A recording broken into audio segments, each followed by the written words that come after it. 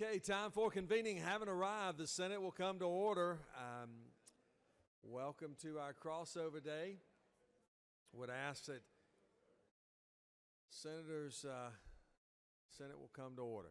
Chair recognizes Senator from the 53rd. Good morning, Mr. President. It's a glorious day on our crossover day.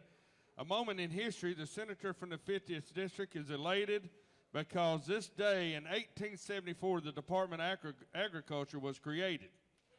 So I'm sure it's a big day for him. The journal's been read and found to be correct. Absolutely. We appreciate our Department of Ag, along with our good commissioner as well. Is there objection to dispensing with the reading of the journal? The reading of the journal is dispensed with. Is there objection to the confirmation of the journal?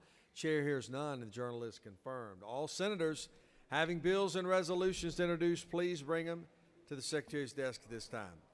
First reading and reference of Senate bills and resolutions. Senate Bill 480 by Senator Moulds, the 53rd, a bill be titled an act to authorize the governing authority of Walker County to levy State and local governmental operations. Senate Bill 481 by Senator Jones, the 25th, a bill be titled an act to amend an act changing the method of electing members of the Board of State Education. and local governmental operations. Senate Bill 482 by Senator Albers, the 56th, and others, a bill be titled an act State and local governmental operations. Senate Resolution 923 by Senator Moulds, the 53rd, a resolution honoring Transportation. Senate Resolution 924 by Senator Moulds, the 53rd, a resolution honoring the life. Transportation. Senate Resolution 925 by Senator Moulds, the 53rd, a resolution honoring the life. Transportation. Senate Resolution 929 by Senator Thompson, the 14th, a resolution creating The the Rules Committee. Senate Resolution 935 by Senator Albers, the 56th, and others, a resolution creating the Senate Rules Committee. Mr. President, that concludes the order.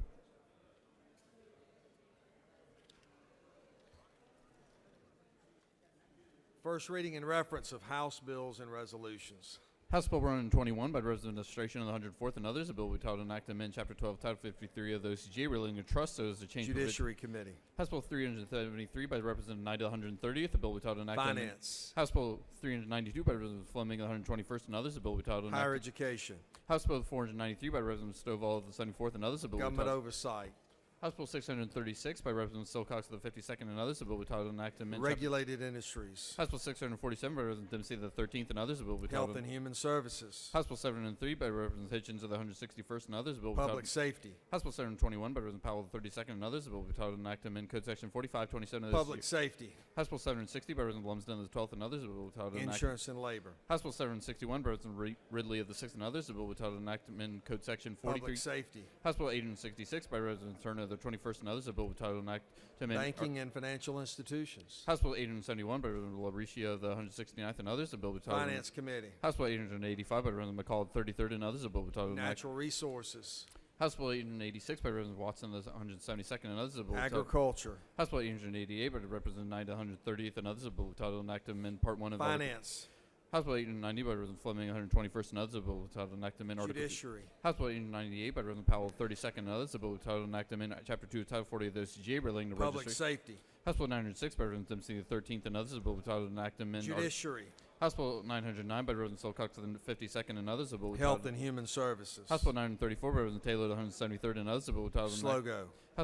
House Resolution 1090 by Representative Watson of the 172nd and others, a resolution. State Institutions and Properties. House Resolution 1103 by Representative Green of the 151st and others, a resolution authorizing. State Institution and Properties. House Resolution 1104 by Representative Green of the 151st and others, a resolution authorizing the State Institution and Properties. Mr. President, that concludes the order.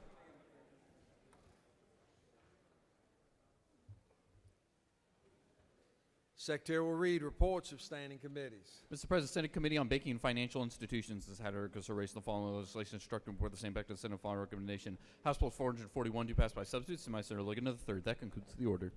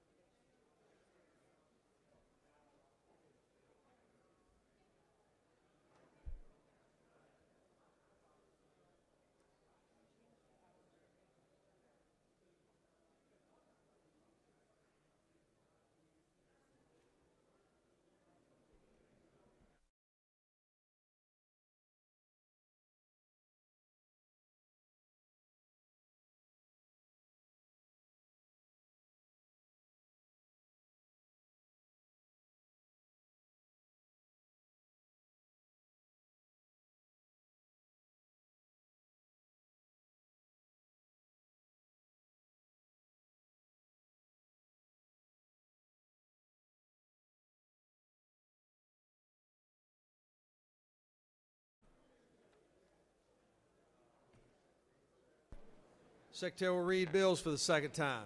House Bill 918 by resolution registration on 104th and others, revenue and taxation, internal revenue code provisions. That concludes the order. Let me have the Senate's attention for just a moment, if I might. Would like to present the Doctor of the Day, and to do so, it is my honor to call upon the distinguished senator from the 9th. Thank you, Mr. President. Good morning, colleagues. It is my great honor to be here today to introduce one of my closest friends and a constituent of mine, which is always good. This is introducing today Dr. Snehal Dalal. He's board certified by the American Board of Orthopedic Surgery. His practice, Ortho Atlanta, includes general orthopedics, sports medicine, shoulder injuries, and fracture care. Dr. Dalal received his medical degree from The Ohio State University and performed his residency and fellowship, which focused on surgery of the hand and upper extremities, including elbow and shoulder arthroscopy and reconstruction. They were both done at the Medical College of Wisconsin in Milwaukee. So if you're having some hand pain or shoulder issues, come see Dr. Dalal today. He has served as team physician for Duluth and Central Gwinnett High School, co-director of BB&T Atlanta Open professional tennis tournaments, and he's the sideline physician for the Chick-fil-A Peach Bowl, the Chick-fil-A kickoff game as well. And he serves as the hand surgeon for the Atlanta Gladiators professional hockey team. Please welcome my good friend, Dr. Snehal Dalal. Good morning. It is my utmost pleasure to serve as Doctor of the Day. I'm happy to say this is my 6th year that I've done this, and every year is just as rewarding as the previous. I want to just thank you for your service, your dedication to our state. I want to let you know that the physicians in Georgia are dedicated to providing the utmost care for Georgians in our community. So thank you once again.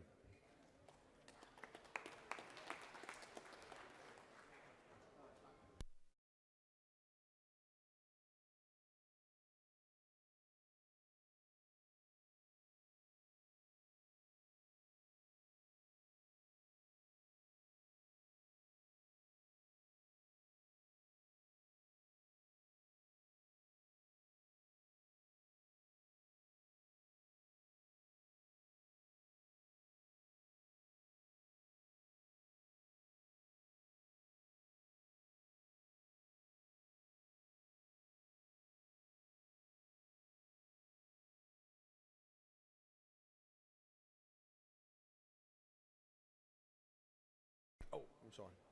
It's now time for the morning roll call. My apologies. I'm jumping ahead today. Running fast. Time for the morning roll call. Motions to excuse. Chair recognizes Senator from the 29th. Mr. President, I ask unanimous consent to excuse the senator from the 3rd for business outside the chamber. 3rd, without objection, senator from the 3rd will be excused. Chair recognizes senator from the 11th. Mr. President, I request unanimous consent to excuse the senator from the 9th. 9th, without objection, senator from the 9th will be excused. Any other motions to excuse? Chair recognizes senator from the 37th. Gentleman from Cobb. Mr. Chairman, I ask that the gentleman from the 13th be excused. 13th, without objection, senator from the 13th will be excused.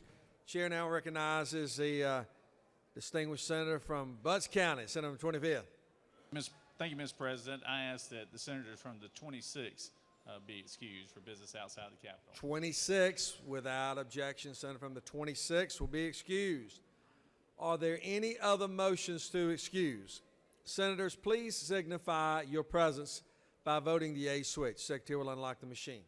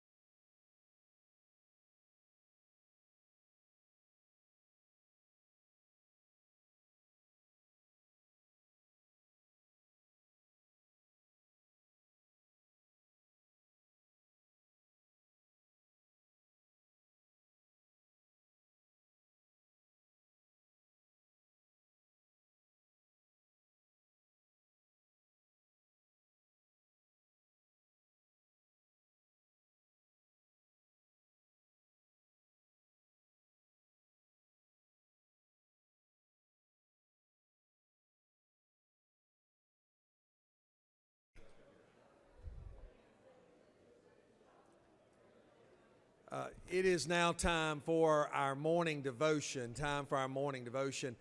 Let me have the Senate's attention just for a moment as we are about to begin with our morning devotion. We are certainly honored to have the chaplains of our military personnel that are present with us today. But also, I would also like to just make a quick comment that all of us obviously have grieved over the death of Billy Graham. What a wonderful man, a remarkable ministry by which he had, and I think all of us have been touched in some way. And as you all know, the President and the Speaker announced that Reverend Graham is being honored in the United States Capitol today. He is only the fourth person to lie in such an honor, and he truly deserves this great distinction. I think it would be fitting for us at this moment to also stand in a moment of silence as we reflect upon the great life of Reverend Billy Graham.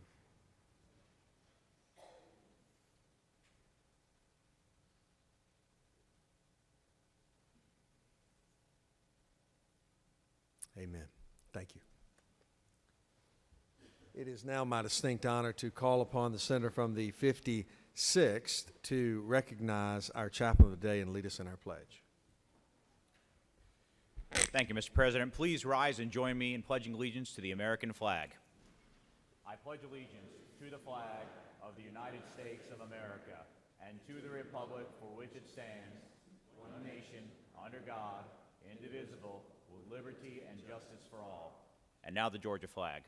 I pledge allegiance to the Georgia flag and to the principles for which it stands, wisdom, justice, and moderation.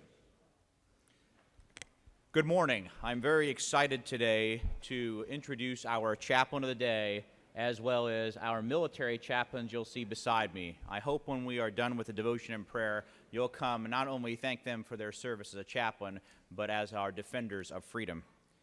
Our chaplain today is Major General, retired, Douglas Lanier Carver, Doug to his friends. He's a native of Rome, Georgia, and spent 38 years in the armed services.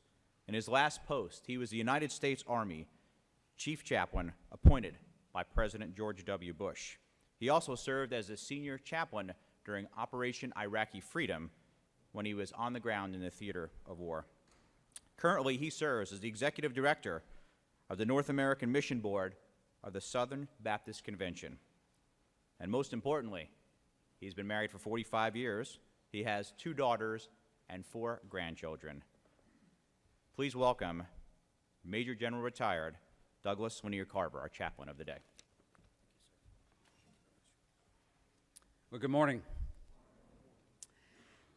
A couple of things are kind of stirring through my mind this morning. First of all, in this august assembly, as you have a lot of work on a very busy day, I think back to 1775 when the First Continental Congress was meeting and they were trying to get through their agenda and get this young nation together.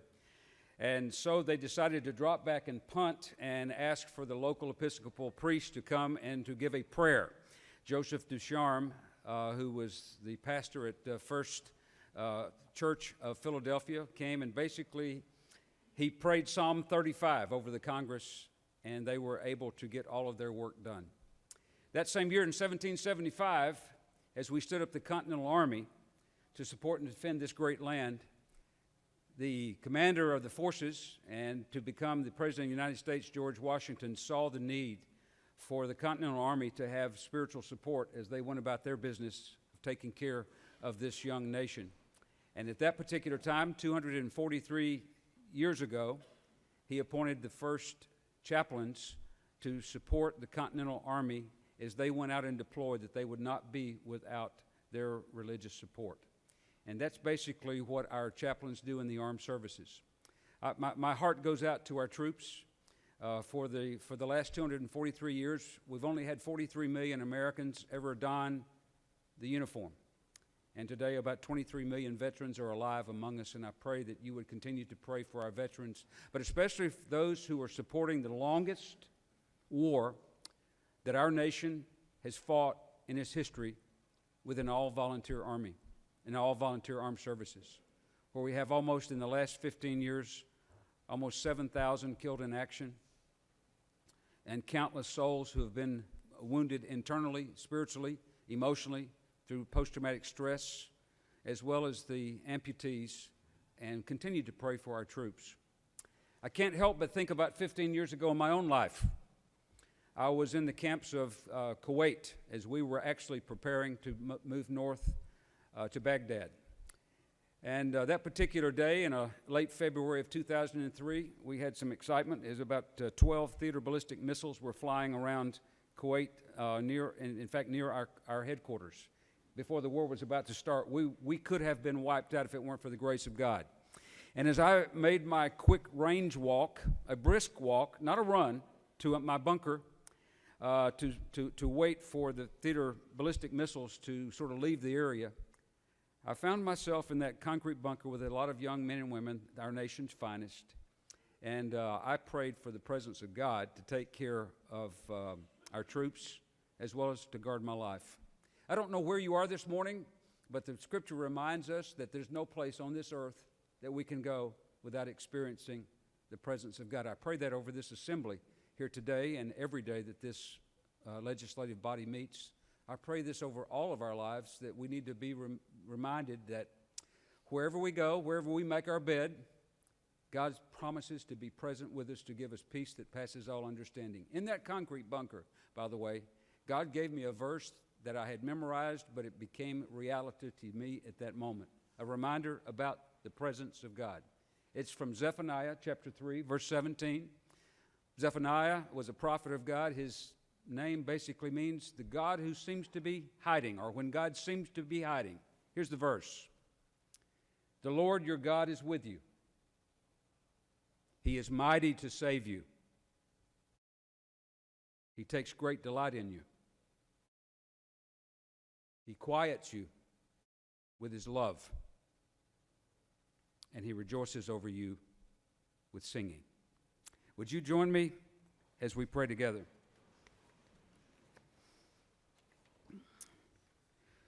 Almighty and loving God, whose mercies are new every morning and whose faithfulness is without end, we thank you for this day, the opportunity that you have allowed us to do the right thing, the opportunity to love one another, and the opportunity to walk humbly before you.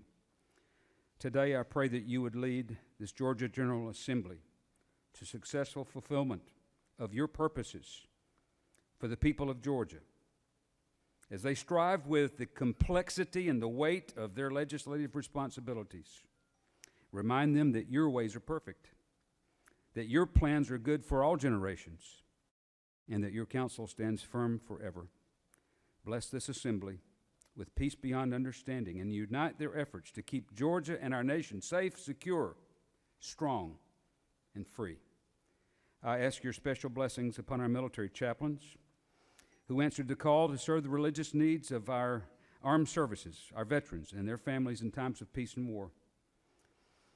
As we honor them today for their selfless service, I pray that you would fill our chaplains' mouths with hope-filled words that sustain our war-weary veterans. Fill their hearts with your divine love as they minister to our wounded, broken, hopeless, and dying. And use their prophetic voice to stir our hearts to always honor those who have paid the supreme devotion to duty by laying down their lives for our freedom. May our chaplains never grow weary in their well-doing on behalf of our beloved veterans and their families. We pray all of this in the name that is above all names. Amen.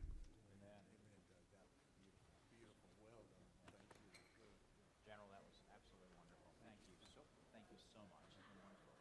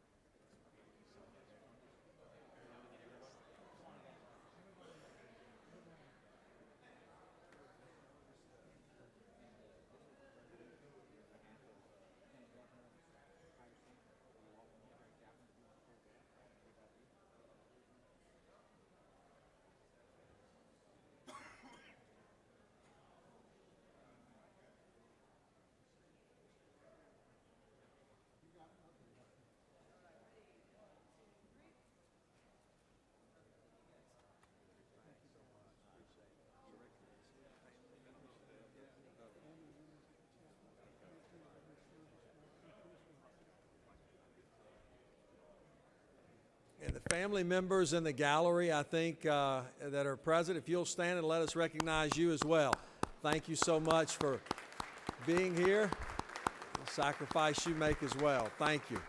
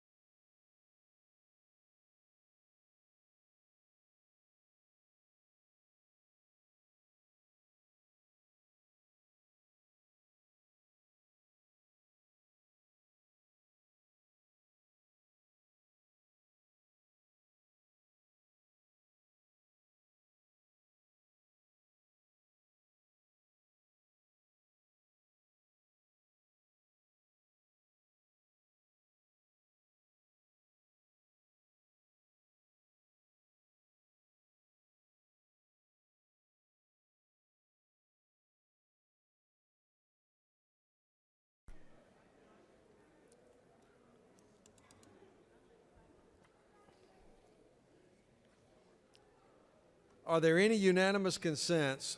Senators wishing to rise on a point of personal privilege. Chair recognizes the senator from the 14th first.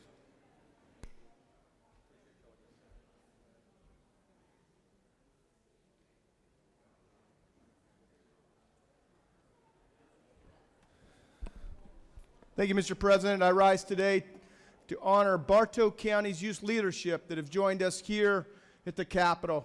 Many times we honor different groups, but it's when adults take the time to pour into youth leadership and then expose them to what we're doing down here. And so I'd like to just let Shannon Boatfield and Alan Sanders and Judge Walter Johnson's lovely wife, Leslie, who's with us, and I know there's some others, but they've taken time out of their day to pour into the leadership in Bartow County. So I'd just like to recognize them and let them know how much we appreciate them joining us down here at the Capitol. And with that, Mr. President, I yield the well. Thank you, Senator. Chair recognizes senator from the 35th on a point of personal privilege.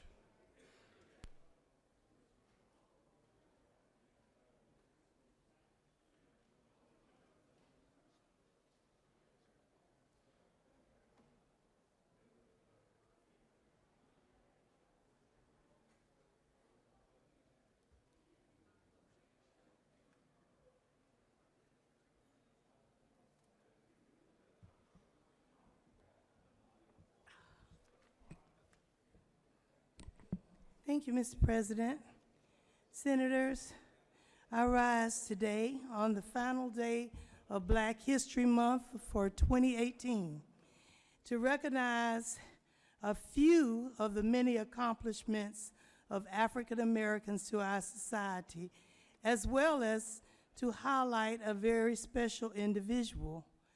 Now, many of us may not have realized this, but African Americans are responsible for many of the inventions that we use each and every day.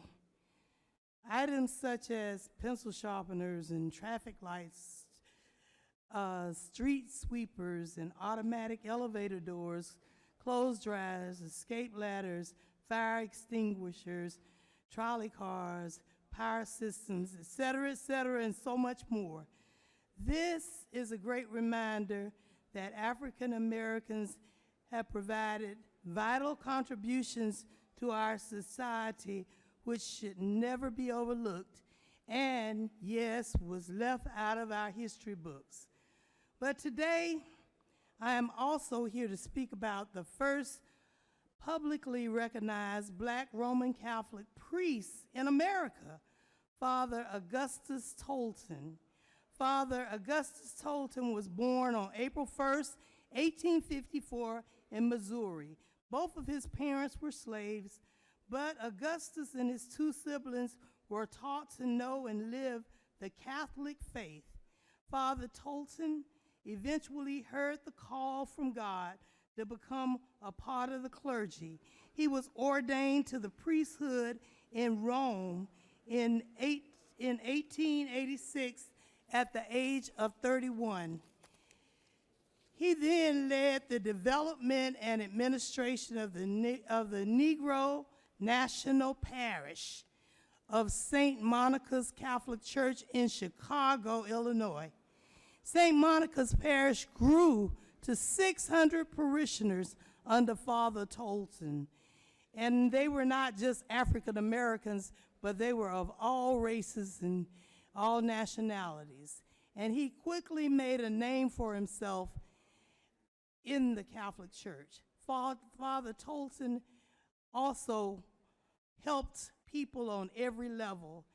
He passed away at the age of 43 on July 8th of 1897, but in February of 2011, a case for his canonization began at St. James Chapel in Chicago on February 13th of 2012. The Sacred Congregation for Causes of Saints at the Vatican granted him the title of Servant of God. If he becomes a saint, or I should say when he becomes a saint, by 2020, he will be the first African American saint from America. So thank you for listening to the contributions of African Americans for this whole month. And I would like to close with a famous African American's poem that gives a message to us all. And he was a famous poet laureate, Langston Hughes. And his poem is very short. It's called Mother to Son. And it says, well, son, I'll tell you, life for me ain't been no crystal stair. It had tacks in it and splinters and boards torn up and places with no carpet on the floor, bare.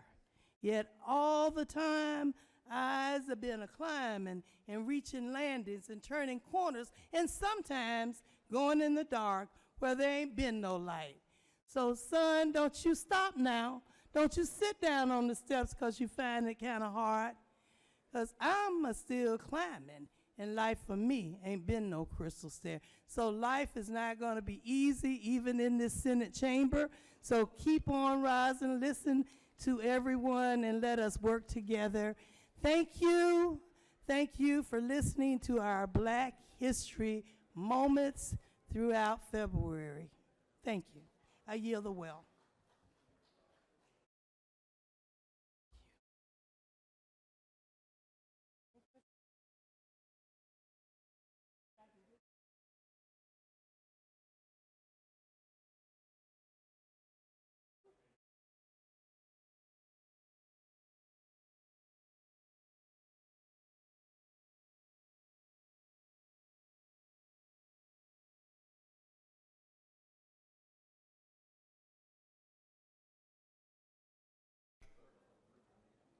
Let me recognize Senator from the 13th to recognize a special group in the gallery.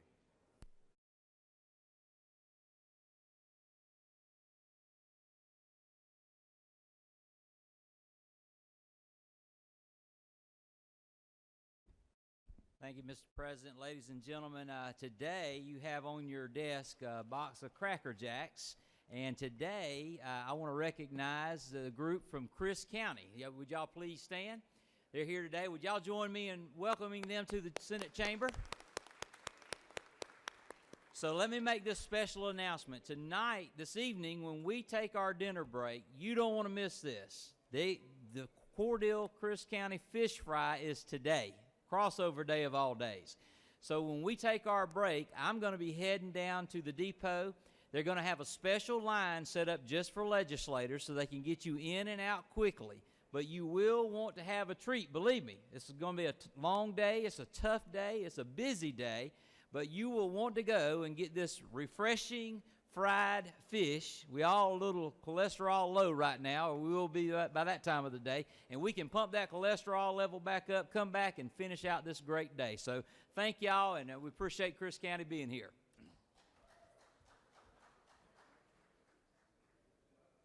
Chair recognizes Senator 29. On a point of personal privilege, let's keep the chamber and the voices down.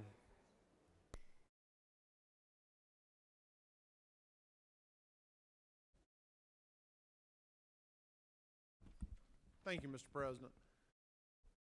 Couldn't help but ruminate over the last few days on some of the debates that we've been having here in this chamber. And it is just very interesting to me. You know, the senator from the 3rd had 2 pieces of legislation last week that we considered. And we heard an argument made that we shouldn't offer protections to faith-based adoption agencies to allow them to keep their doors open and continue to place children with permanent placement out of our foster care system. We heard a lot of debate about not moving a bill forward that would simply ensure that points of view can be heard on our college and university campuses.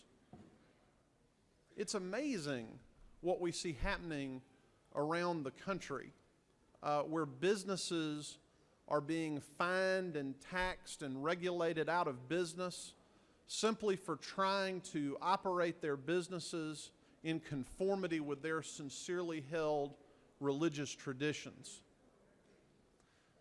you see a common thread through this debate. You have one side arguing for protection of individual civil liberties, and you have another side saying absolutely not. The government should selectively choose when they're going to protect someone's right of free exercise, when they're going to protect someone's right of free speech. And now, as sort of the cherry on top, I hear from some of those same voices saying that this legislature should be in as tall a hurry as possible to dole out corporate welfare because an organization has chosen to break ties with a grassroots organization in this country that is dedicated to the preservation of one of our most sacred individual civil liberties. I just don't understand how you square that with the positions that have been taken in the last few weeks. Either everyone counts or no one counts. And, the idea that we are going to, take positions on these issues to empower government in certain cases to punish folks for holding to views that we don't like, but then the very same folks want to use that government to reward businesses for taking a position that they agree with. It's just really hard to understand that. And, I think that we ought to call a thing what it is. And if it was corporate welfare yesterday, it's corporate welfare today. And we ought to be consistent in upholding everyone's individual civil liberties, because whether it's a business operating in accordance with their sincerely held religious beliefs or a business looking to pursue other values, the government ought to, allow that to move forward. And we shouldn't be offering special preferences as a reward for taking on the progressive issue of the day. Thank you, Mr. President. I yield the will.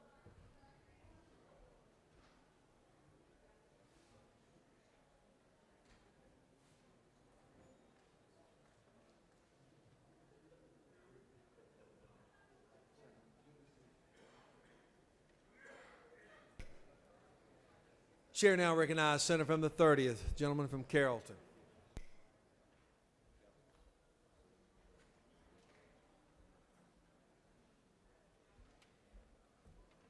Thank you, Mr. President. I hope they're still in the gallery because today is our first after-school day here at the Capitol. Research shows that after-school programs increase school day attendance, improve behavior, raise student academic achievement, and support working families. The Georgia Department of Education and the Division of Family and Children Services support 567 after-school and summer programs. Despite all this success, we still have some room to improve, because for every one child that we have in an after-school program, there are two waiting to get in. Are there any of the after-school program people up in the gallery today? Stand up, please. Join me in welcoming their first day here at the Capitol. Thank you, Mr. President. I yield the will.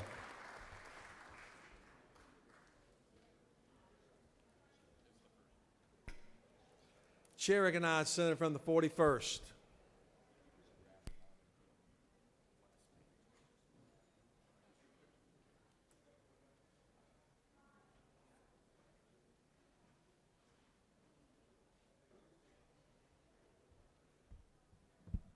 Mr. President, members of the Senate, I just rise to remind you as the budget starts to move over here next week and the talk of this tax abatement that we have seen negotiated between House and Senate leadership and the governor move forward, I want to remind everybody here on behalf of state employees and teachers that we have actually seen their wages decrease over the last decade, and that we should really look to see if there's some ways that we can raise their salaries, whether it's 1% or 2%.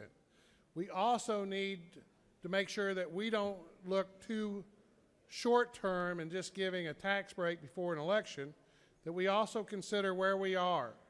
This year we're putting almost $300 million in our pension for our teachers. That program is still underfunded. Our state employees' pension is underfunded. And as you know, for years we've been passing on more and more costs to health care, to state employees. So as this process moves forward, I implore each of you to look at our infrastructure, to look at our state employees and teachers' wages, and try to make sure we're balancing our decisions, looking at the long-term strength of our state, strength of the programs, and improving the quality of life for all Georgians. Thank you, Mr. President.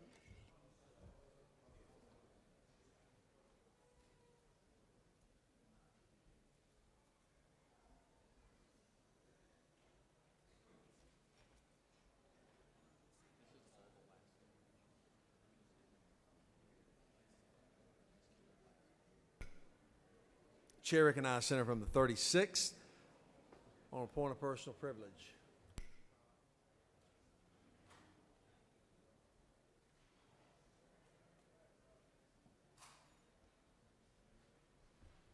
Thank you, Mr. President.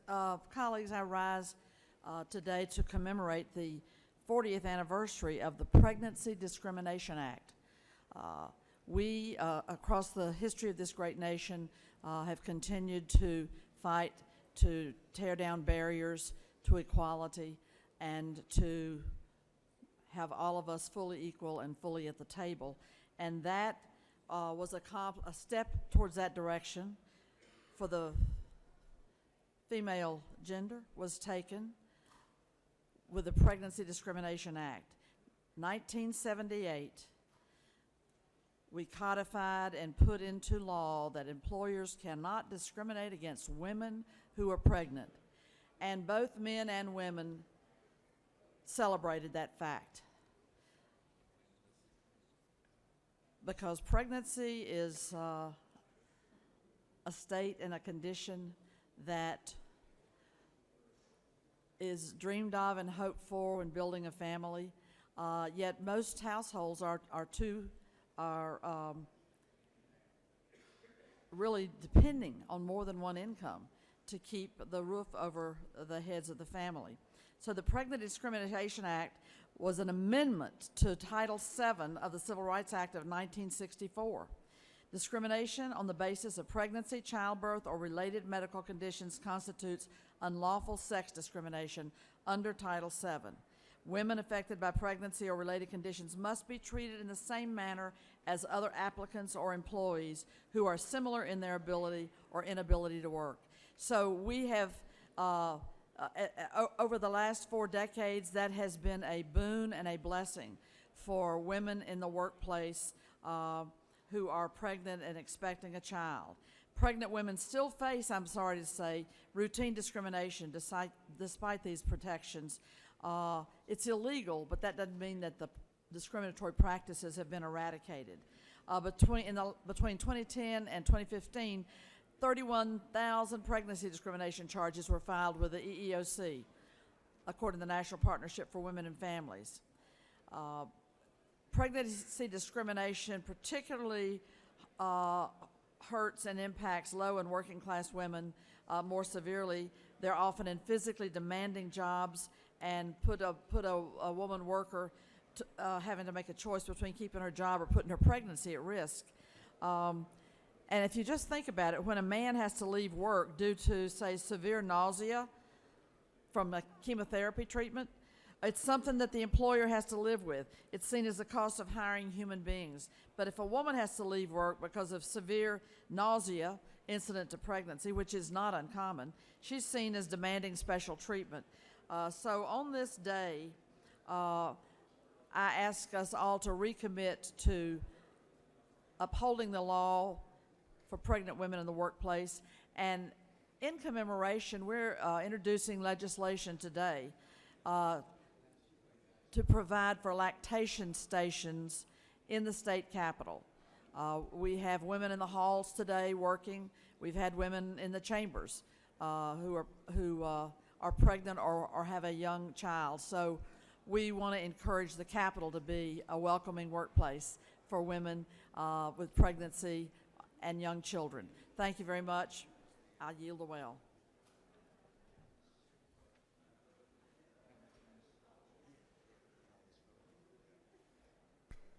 Chair recognizes the senator from the 52nd.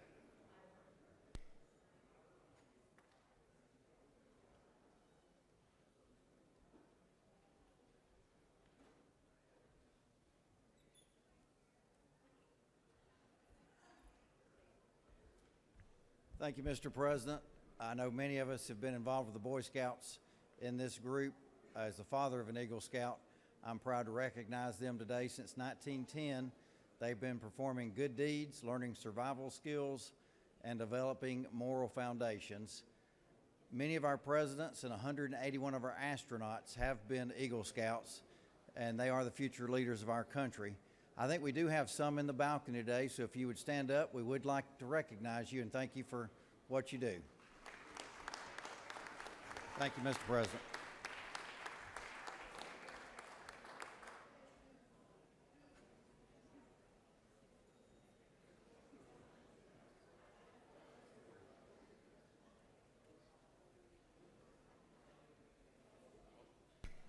Chair recognizes Senator from the 34th on a point of personal privilege.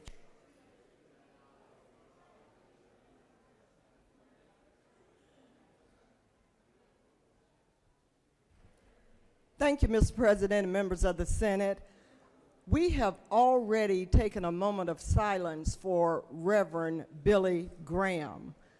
I grew up knowing that name, but I didn't actually know who he was. But I am standing here today on the last day of Black History Month to let you all know that in addition to hearing of the man Billy Graham, I got a chance to actually hear him in my own church, Antioch Baptist Church North.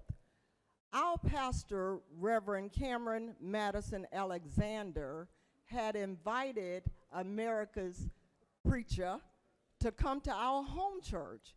And for me, that was huge because after seeing him on television, and hearing him, it was as if he was just one of the many, many, many, many pastors who had graced our pulpit.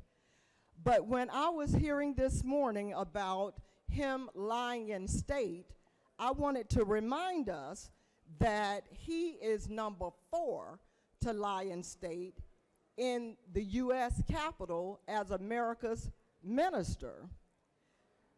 There were 2 others that were Capitol police officers that was also laid in state, their names being Jacob Joseph Chestnut and John Michael Gibson. They both were killed in the line of duty, and they were lying in state. But did you know that Jacob Joseph Chestnut was African American, one of the first to lie in state in our U.S. Capitol?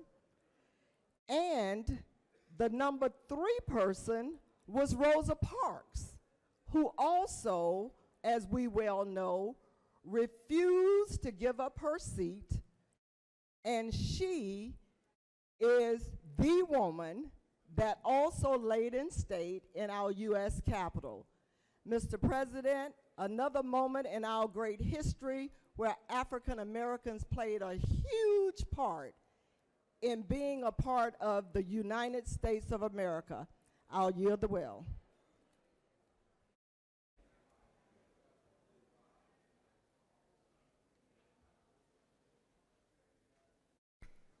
Chair recognizes the senator from the 43rd.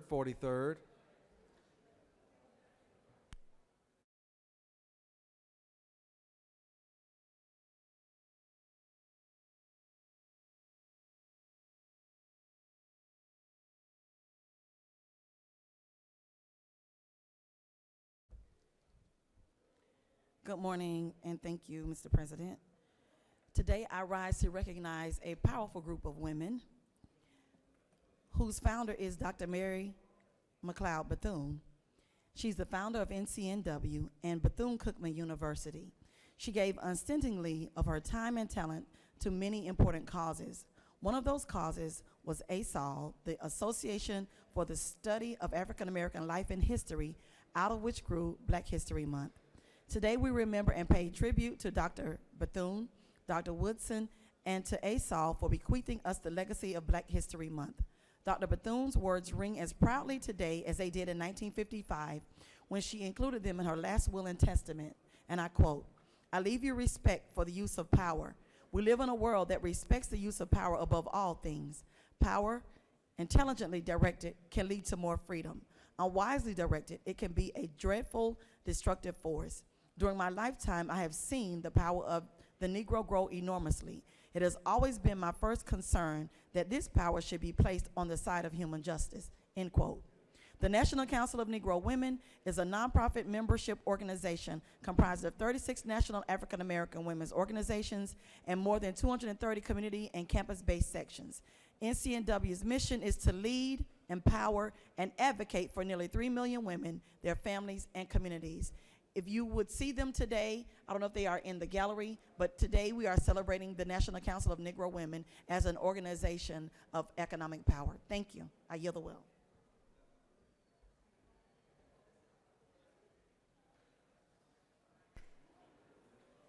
Chair recognizes Senator from the 33rd on a point of personal privilege. Then the 28th, then the 42nd, and then we'll be done, I believe.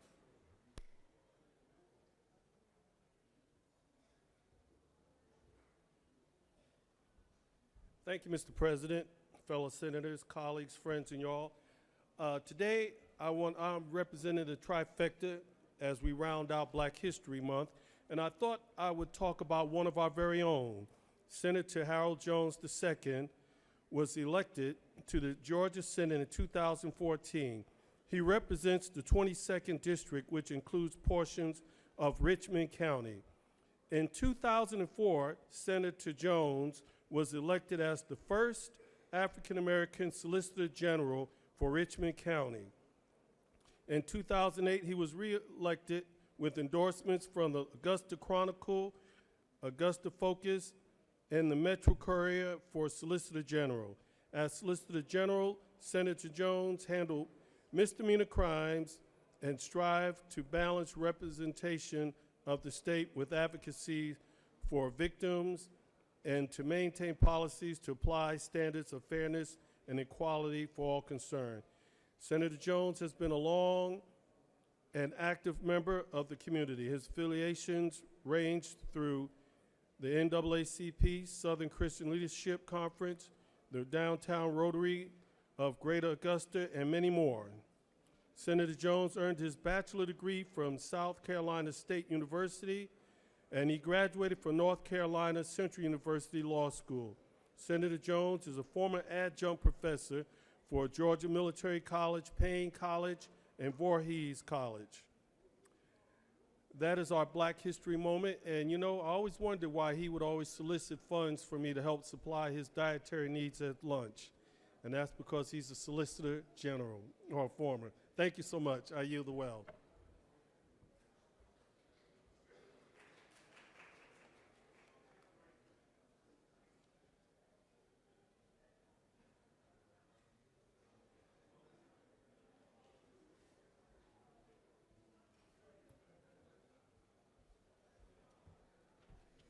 Thank you, Mr. President. Ladies and gentlemen of the Senate, today I rise to talk about too often in times in society we look for heroes on TV, we look for heroes on the internet and various other people that we can't touch but we can only see. But too often we look past our neighbors and past our colleagues of people that could potentially be our heroes. So as we round out Black History Month, I want to say thank you to the African American men and women of this Senate that I get to see on a daily basis during the session.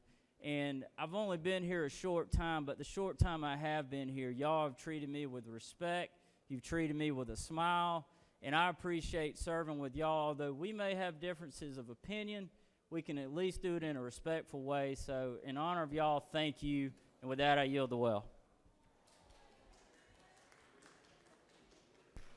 Chair recognizes Senator on the 42nd.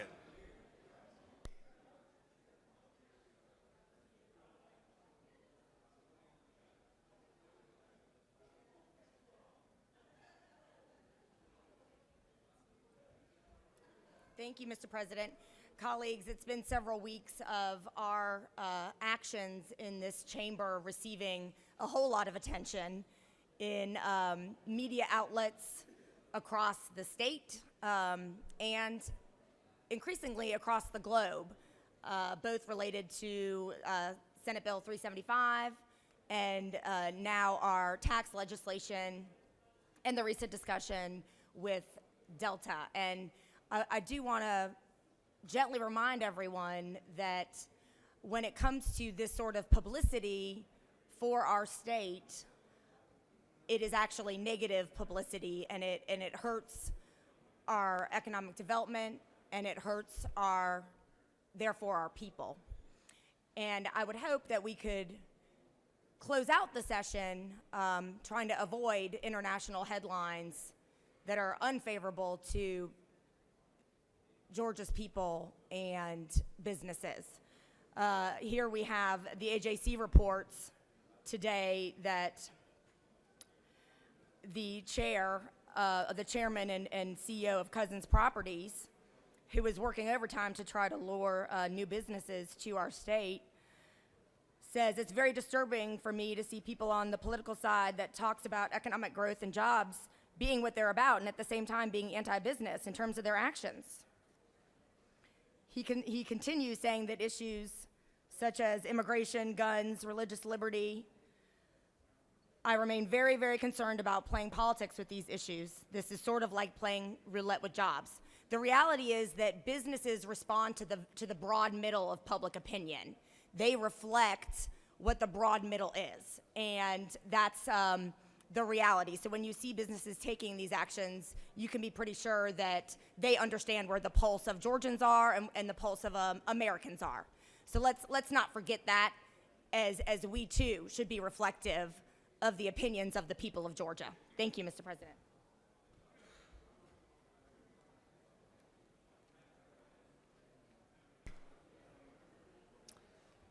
All right, that concludes our points of personal privilege. Secretary will read a resolution. Senate Resolution 940 by Senator Jones of the 25th and others, a resolution supporting the infrastructure plan presented by the President of the United States and for other purposes. Rules Committee, assigning the bill to the Rules Committee. You have now a consent calendar of privilege resolutions. Is there objection? Without objection, the consent calendar of privilege resolutions are therefore adopted.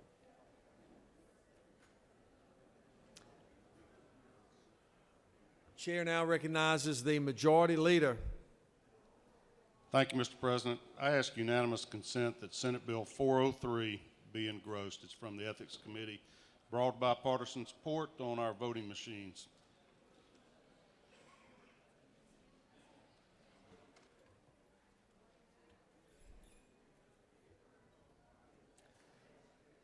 Senator is moving for unanimous consent that Senate Bill 403 be engrossed. Is there objection? There is objection on 403.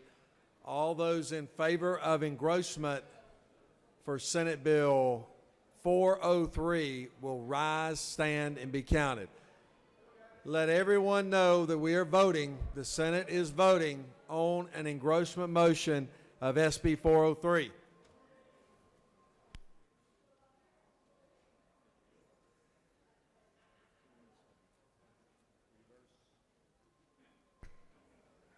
Reverse.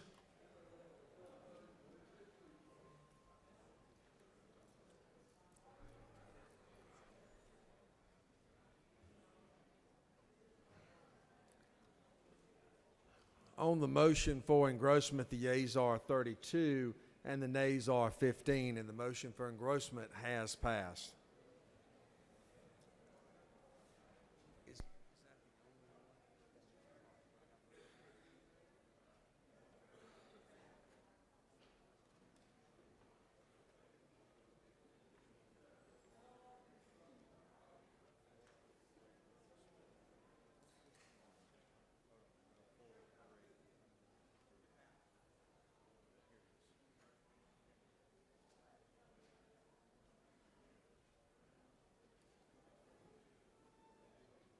Okay, members of the Senate, we're moving on to the general calendar at this time.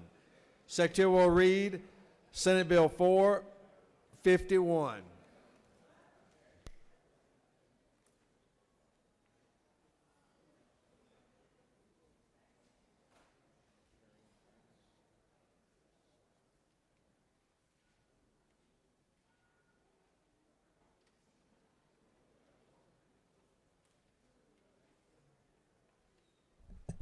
Senate Bill 451 by Senator Walker, 20th, and others, a bill we titled an act to amend Code Section 22.627 of the OCGA relating to the State Soil and Water Conservation Commission, additional duties and powers so as to remove authority of the State Soil and Water Conservation Commission to formulate certain rules and regulations, in consultation with the Environmental Protection Division of the Department of Natural Resources, to amend Chapter 5, Title 12 of the OCGA relating to water resources so as to modify provisions relating to regulated riparian rights and for other purposes. Mr. President, Senate Committee on Agriculture and Consumer Affairs offers the following subject to Senate Bill 451, a bill titled an act to amend Code Section 2627 of the OCGA relating to the State Soil and Water Conservation Commission, additional duties and powers so as to remove authority of the State Soil and Water Conservation Commission and for other purposes. That concludes the order.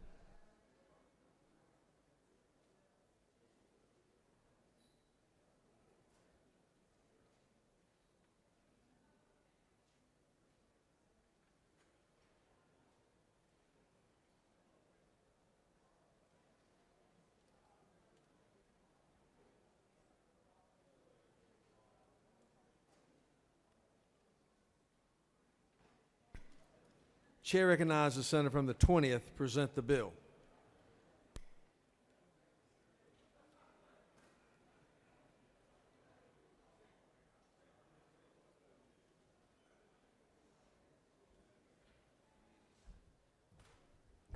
Thank you, Mr. President, and good morning, still morning, colleagues.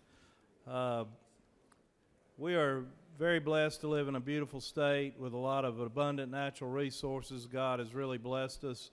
Of our abundant natural resources, I don't think anybody would argue that water is the most valuable resource we have, and we want to be sure we are managing that properly. We've been in water wars, it's called, with other states around us and been sued by the state of Florida over our water usage. That lawsuit is actually pending currently before the United States Supreme Court. But the United States Supreme Court appointed a special master to review that case, and he sent out a relatively favorable report on the case for Georgia, acknowledging our conservation efforts for industrial and municipal water usage. And even though we've had a large growth in population, our use of water in that area had not increased by the same rate.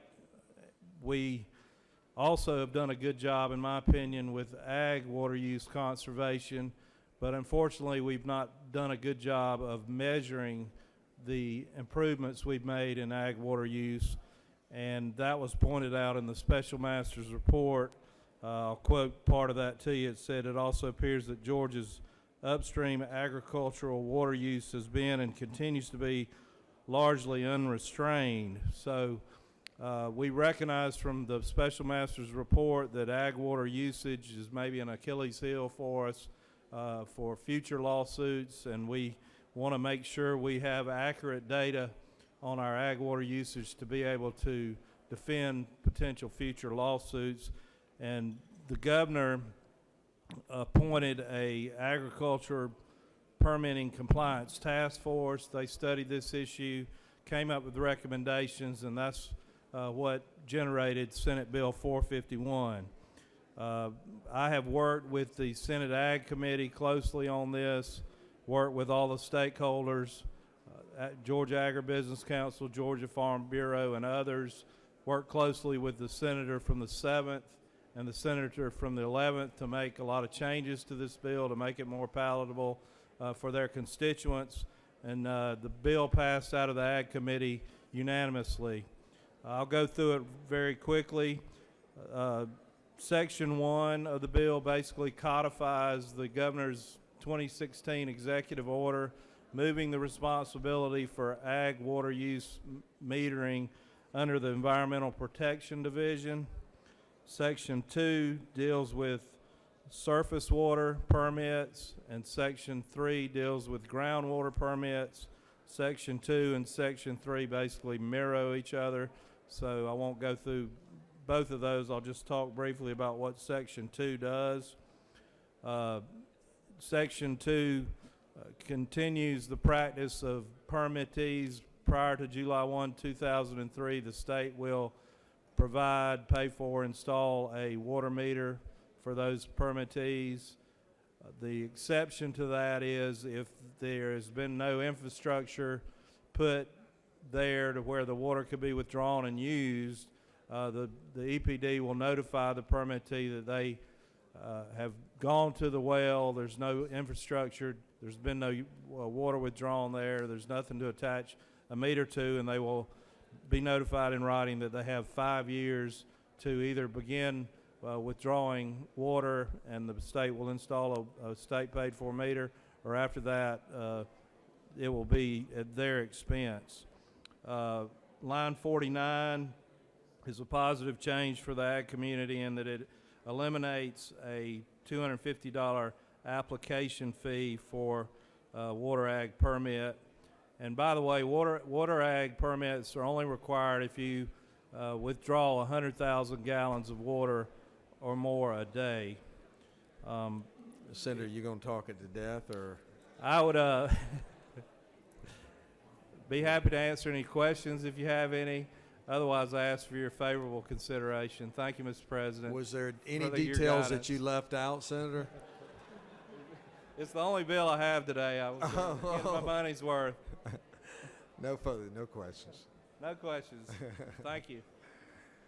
Questions on the adoption of the committee substitute. Is there objection? Without objection, committee substitute is adopted. Now, does any other senator wish to speak for or against the bill? Is there objection? Agree to report of committee which fail pass the bill. Chairs none. Report of committee is agreed to. Shall the main question be now put? Are there any objections? Chairs none. Main question is ordered. All those in favor of the bill vote aye. Those opposed no. Secretary, unlock the machine.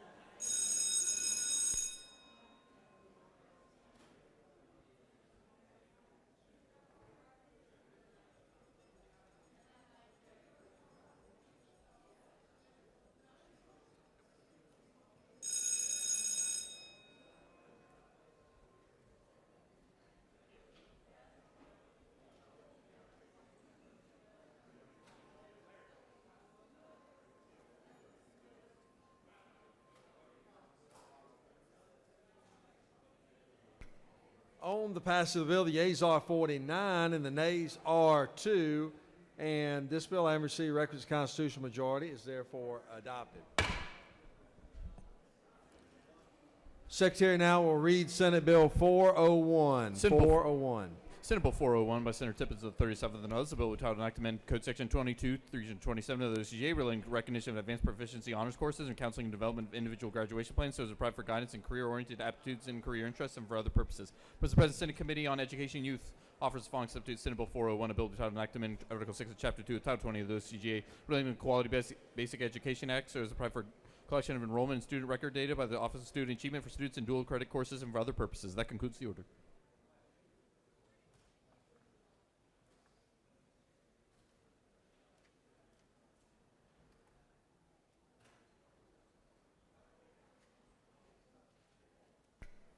Chair recognizes Senator from 37th, gentleman from Cobb, present the bill.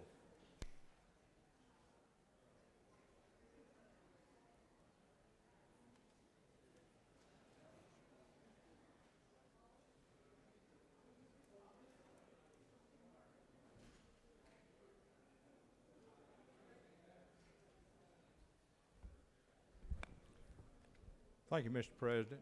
Members of the Senate, I bring you Senate Bill 401. This bill deals with an issue that was established in our law about 10 years ago, and we are tweaking this bill to reflect changes in our policies. This bill has 3 distinct sections. The first section deals with those post-secondary institutions that participate in dual enrollment. It requires them to report enrollment and academic achievement information back to the Governor's Office of Student Achievement and the longitudinal data system maintained by the DOE. The second part of this modifies the bridge bill in that the career counseling that we give them that's mandated in the individualized graduation plan by the end of the 8th grade will include career-oriented aptitude evaluations of the students. Now, there's been a misperception that this is a tracking bill. All this is an evaluation that would aid the student and their parents in the selection of their high school academic program as it's anticipated at the 8th grade level. The third part of this is an evaluation of the role of counselors.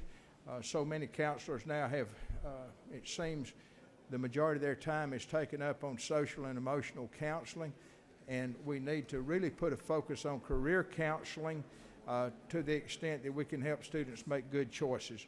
That's all that does is tweak existing legislation. I urge your passage of this bill, Mr. President. If there's no questions, I yield the will.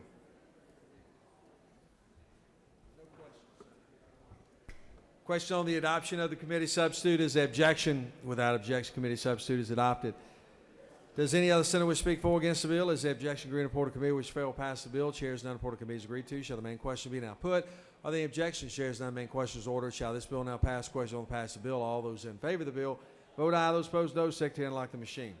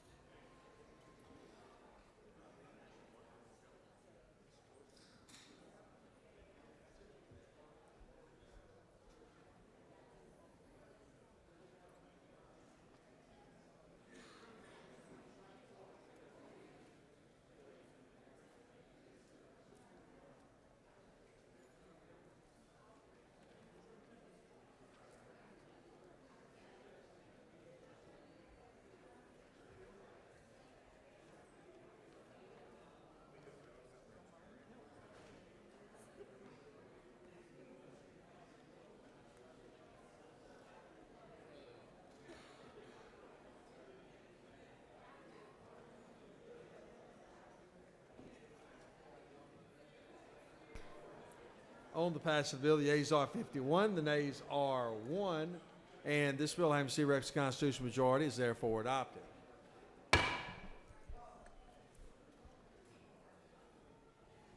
Chair now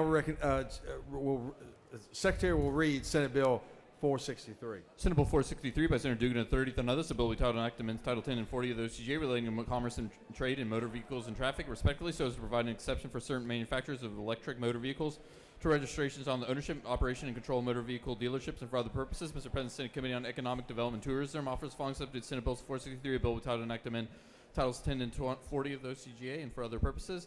Mr. President, Amendment 1 by Senator Dugan and 30th offers the following amendment. Amend the substitute Senate Bill 463 by deleting domicile on line 71 and inserting in lieu thereof sole manufacturing facility. That concludes the order. Chair recognizes Senator from the 30th. Present the bill.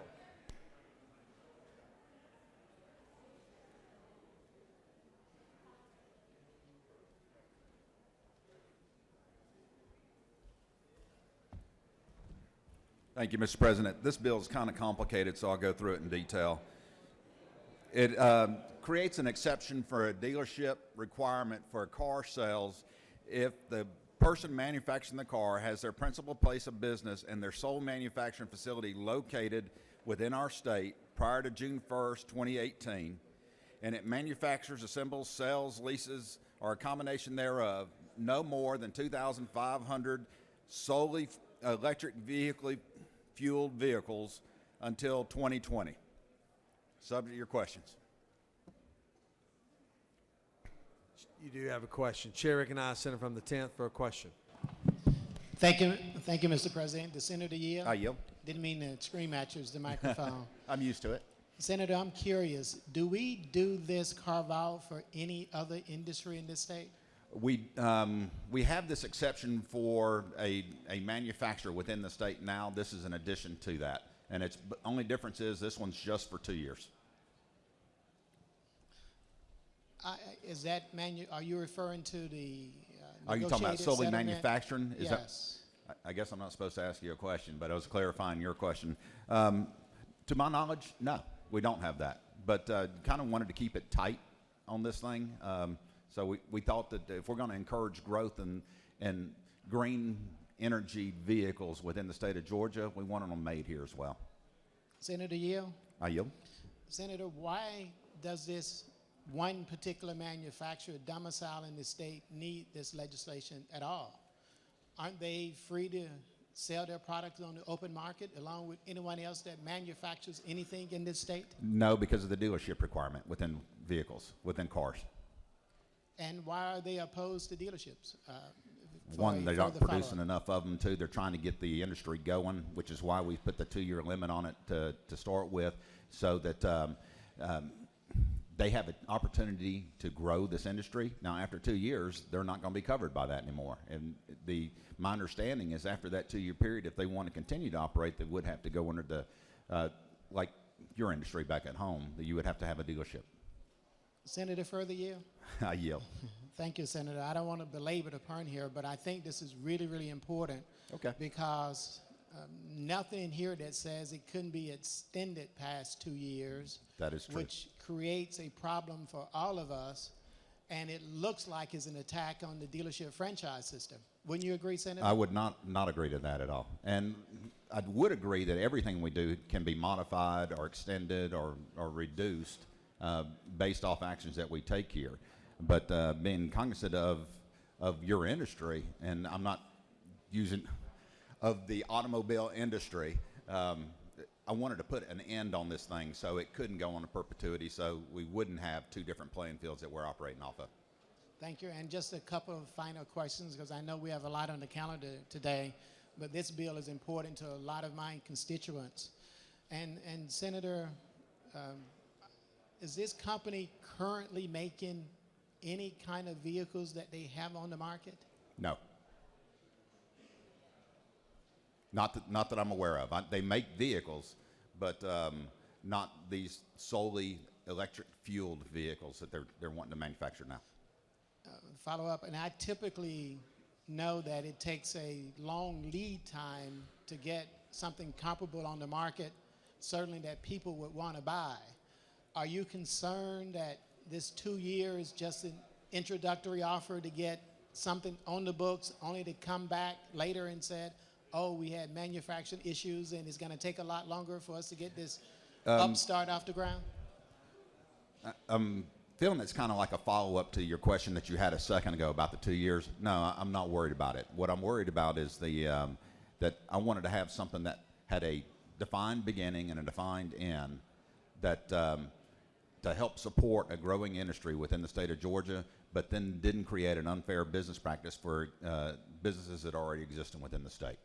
And if the Senator yield, Senator, I guess my question is, when are they planning on bringing a vehicle to the market? I would assume within the next year. Senator yield, I was hoping that you had something other than an assumption, because this is really important to those that are concerned about this issue. If they don't currently offer a product and it takes such a long time to develop a product, I'm assuming there's something already in the pipeline, and they should be able to tell you when they plan to bring a vehicle to the market. Do you have that time frame? I do not have that time frame, no. Now, I know it's within this window here that they would want to have it on the market. I know they're already in development with this thing, but if you're, I can't tell you that on July 2nd, the first vehicle will be available for the market. I can't give you that kind of definition. As one final question, Senator One final Furia, question. does any of that create a problem for you? No, it does not. Thank you, and I yield the well. You're welcome.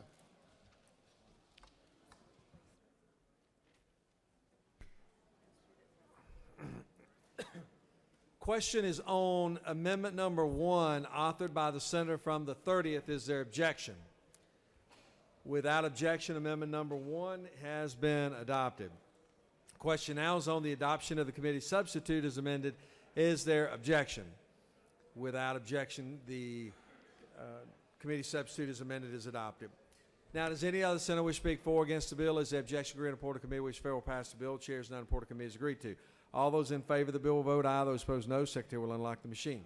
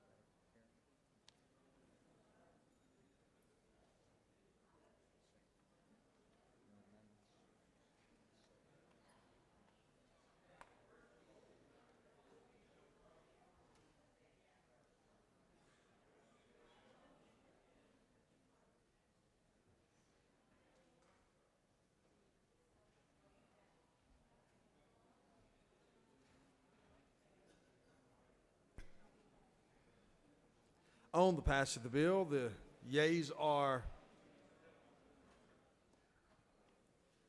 35 and the nays are 17. And this bill having received requisite constitutional majority is therefore adopted. Secretary will read Senate Bill 359.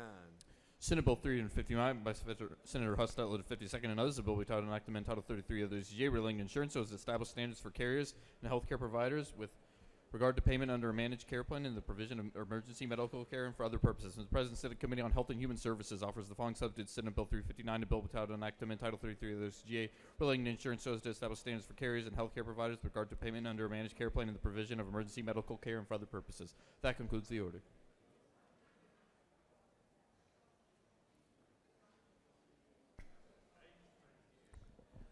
Chair recognizes Senator from the 52nd present the bill.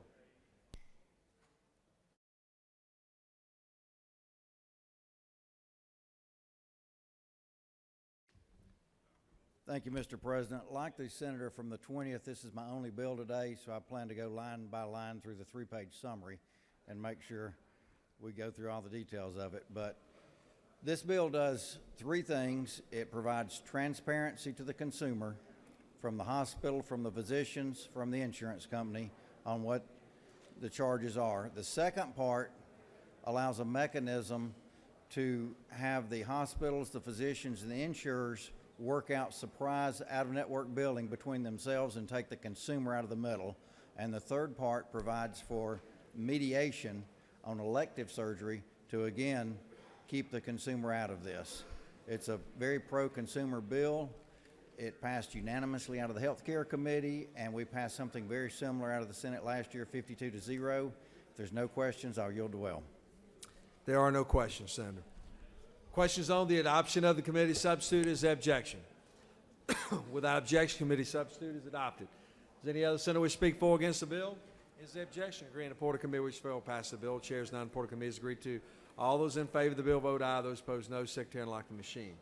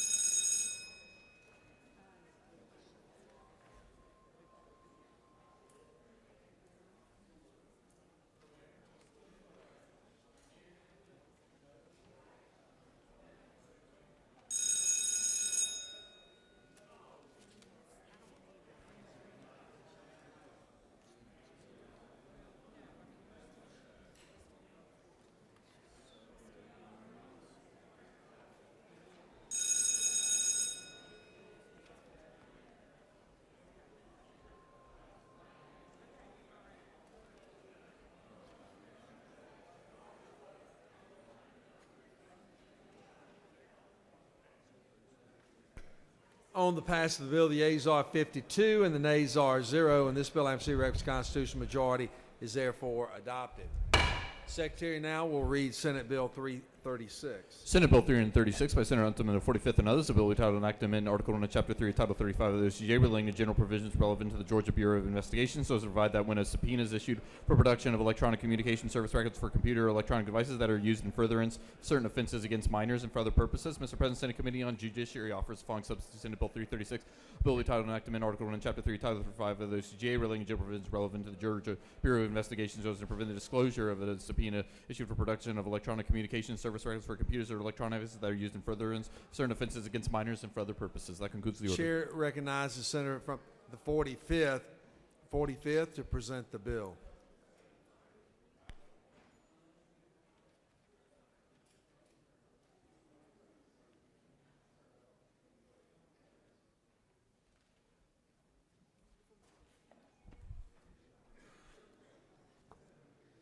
Thank you, Mr. President, members of the Senate, and happy crossover day. It's a great day to be here in Georgia. I bring before you Senate Bill 336, and as you know, we have been working on sexual human trafficking for about the past 10 years, and this bill is brought to my attention by the Georgia Bureau of Investigation. This prohibits electronic service providers, that would be your internet service providers, from providing notice of a subpoena to subscribers or customers when one is issued for electronic communication service records for computers or electronic devices used in furtherance of certain offenses. What that legalese language says, that unfortunately there's a lot of people who especially like to look at child pornography. This particular bill allows agencies like the GBI, the FBI, and local agencies to go after these perpetrators and to seize their computers beforehand, before the provider notifies them, and they have the opportunity to erase all that pornography off of their computers. I especially appreciate the Chairman of Judiciary from Senate District 23 and the members of the Judiciary working with me on this. We've come a long way in the issue of human trafficking and especially child sex trafficking, and I want to thank them very much. I'll be glad to answer any questions to the substitute to Senate Bill 336. There's no questions. I yield well, and I ask for your favorable consideration.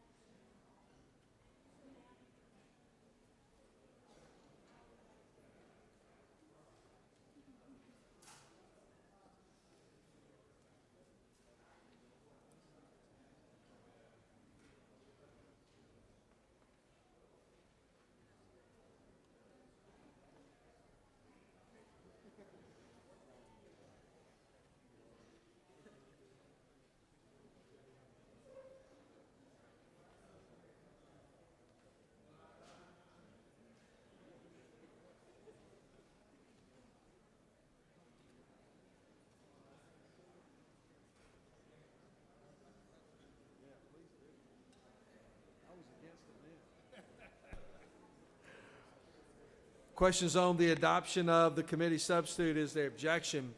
Without objection, the committee substitute is adopted. Does any other senator wish to speak for or against the bill?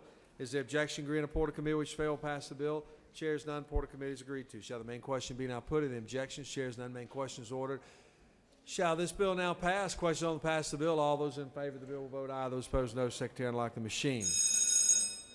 Senator from the 50th, if you would approach, please.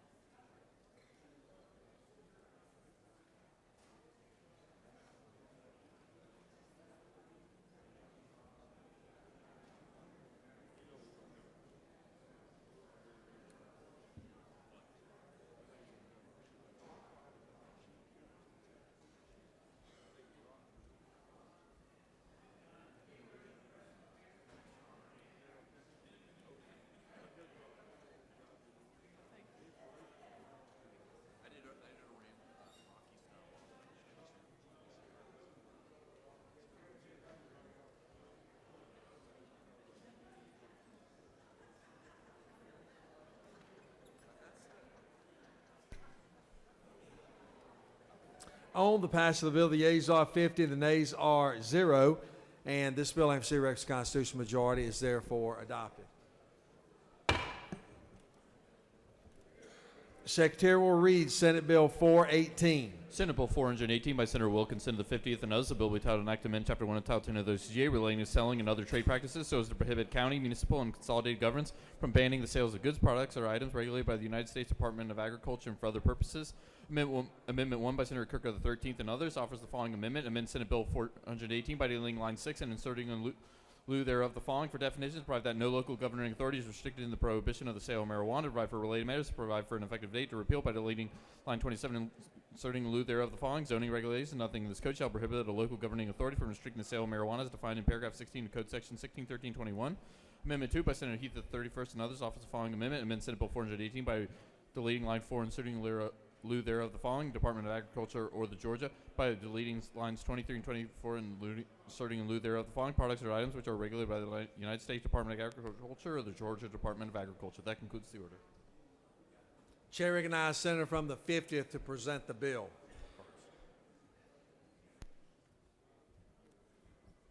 Thank you, Mr. President. Members of the Senate, I appreciate this opportunity.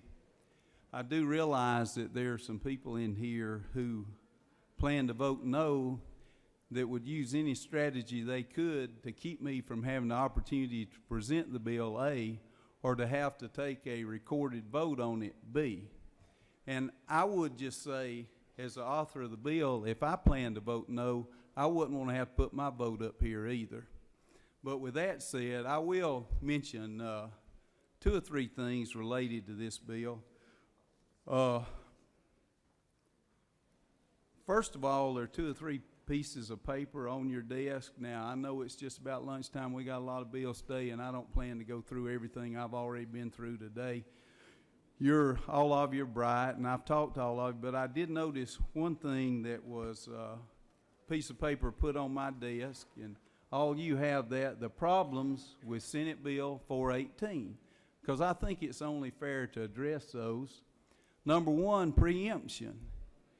And this bill deals with preemption, but the preemption it deals with is the power that the Constitution gives the state that are being preempted by the local governments that the Attorney General has ruled are unconstitutional.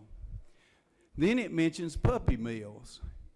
If I could give all of you a pop test and ask you to define what a puppy mill is, it would be interesting to see how you would define that. Now, I've done some research on that. Some of you are demonizing pet stores, and you've never set a foot inside the ones of them in your district. And I've set foot inside of them. Basically, what you're doing with this bill, if you want to look at the puppy mill aspect, right now, you've got an American business. Dogs that are raised in America, registered with the United States Department of Agriculture, and inspected at least once a week by the State Department of Agriculture. And if you allow these municipalities to continue to ban these American businesses with American employees, you're going to take an industry that is regulated. The Commissioner of Agriculture has told me this is the most regulated, inspected business in the state.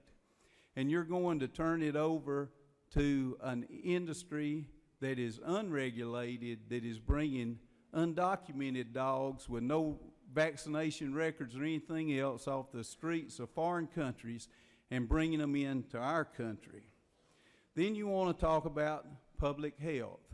Now, there's one of the diseases that's mentioned here. Of course, as all you health people know, there's 100 different ways that you can get that particular virus. If you cut up chickens, if you cut up a chicken and don't wash your hands, you can get that virus. So one of the things that concerns me is if we pass this, I guess if Chick-fil-A, if somebody doesn't wash their hands after they cut the chicken and someone gets that, I guess the next thing will be allowing people to ban Chick-fil-A's.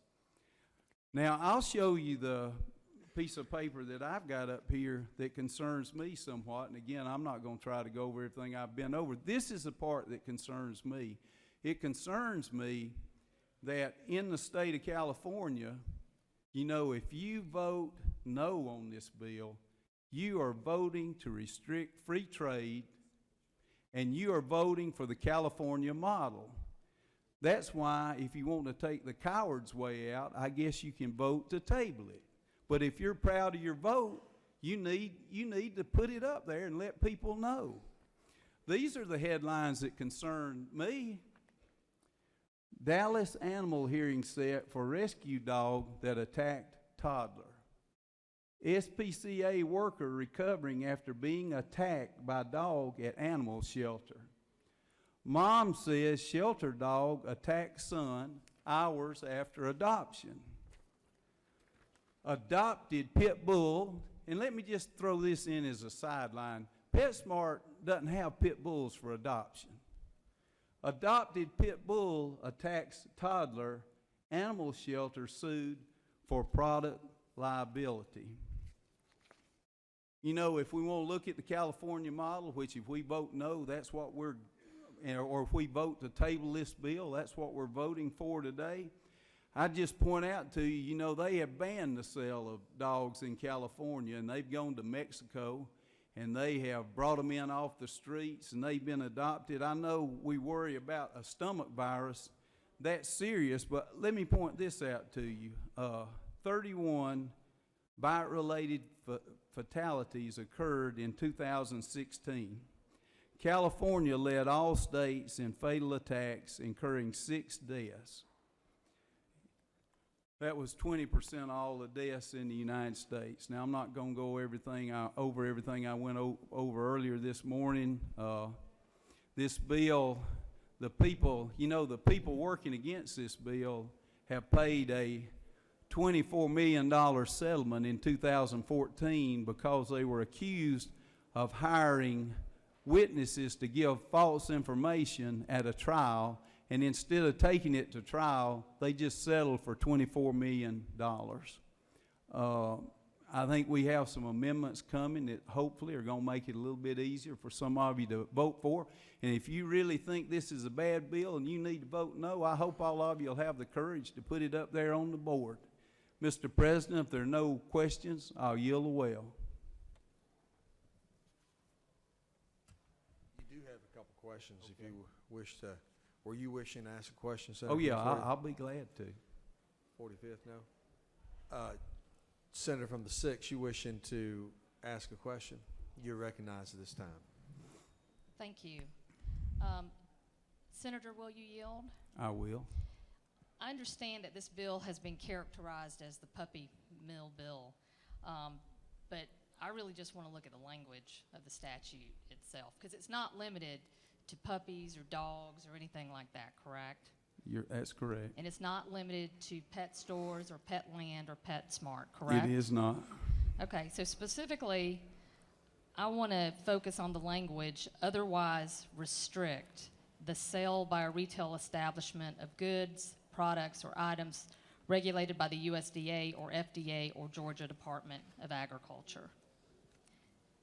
It's on line 22 and 23 and 24 of the bill. Okay. I got it. All right, I'm with you.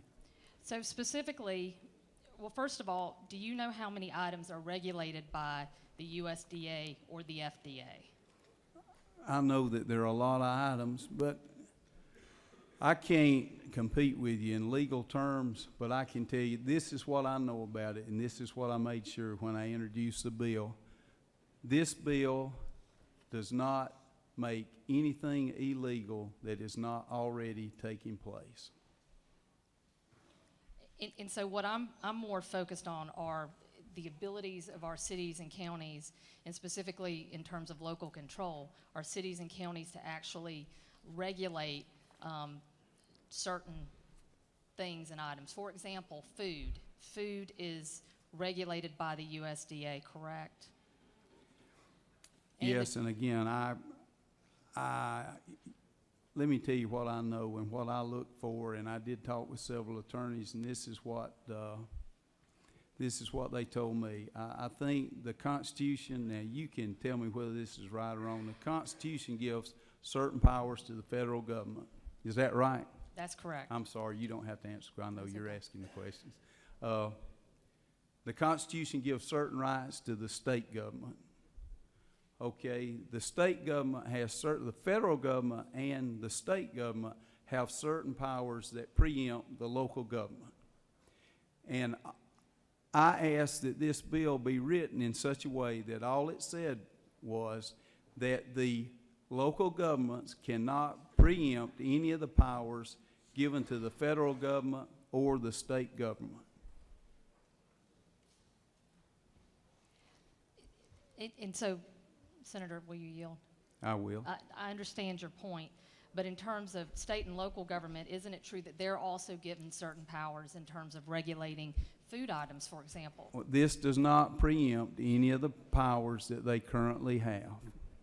So the otherwise restrict language does not restrict counties and cities or localities from putting regulations or restrictions on the items that are listed in this bill. As long as those powers are not given to the state and federal government. Chair now recognizes Senator from the 8th, gentleman from Lowndes County. Will the chairman yield? I will. Is it not true that I have had dogs that I got as rescue dogs, and that my daughter today, her family dog is a rescue dog? So there are some good dogs at these pounds. And there's some good dogs at Petland also. Is it not also true that a lot of the drug dealers will have a very vicious dog just to protect them against being approached by somebody trying to steal the drugs? I'm sure there's a point here somewhere. And is it not true that when law enforcement goes out to do a drug raid, that quite often they will take the animal health crew with them, and the first thing they'll do when they break in the door is have them catch that bad dog? I'm sure that's true, but I want to point out to you, you can't buy those dogs at Petland. But do you have any idea where those dogs might go? Turkey, Mexico, I don't know. I think you find them dogs are carried to the pound. And hopefully they're disposed of. I want you to understand this. With this bill, I am not trying to say anything bad about the rescue kennels or the adopted dogs or those kind of things. All of us know, if we just step back and look at it, there are bad actors in every industry. I just think that we're adequately protected by the pet stores, by the USDA regulation and the weekly inspections by the Georgia Department of Agriculture. And I just think we're swapping a very regulated industry for a very unregulated industry if you vote no on this bill. One other question. You've made mention about dogs being brought into this country from outside of this country. These animals were put into an adopted shelter, and do you have any idea what the adoption fee is at these shelters? Well, I checked. I was on the phone with, I got friends in California and Oregon. I asked last night. They told me right now the average fee is probably around $500. Of course, if you get it and it has any kind of disease or it's not what it's purported to be, you know, you have no recourse to get your money back like you do in some places that are regulated. Thank you. There are no further questions, Senator. Thank you, Mr. President. Senator, from where you had a question, you want to let it go? All right, he's going to wave off. Senator from the 45th, what purpose do you rise? Parliamentary inquiry. State your inquiry. At the proper time, I'd like to make the motion to table Senate Bill 418, please. The senator is moving. The senator from the 45th is moving to table the bill. Is there objection? There is objection by the senator from the 50th and the senator from the 7th. All those in favor of laying the bill on the table, rise, stand, and be counted.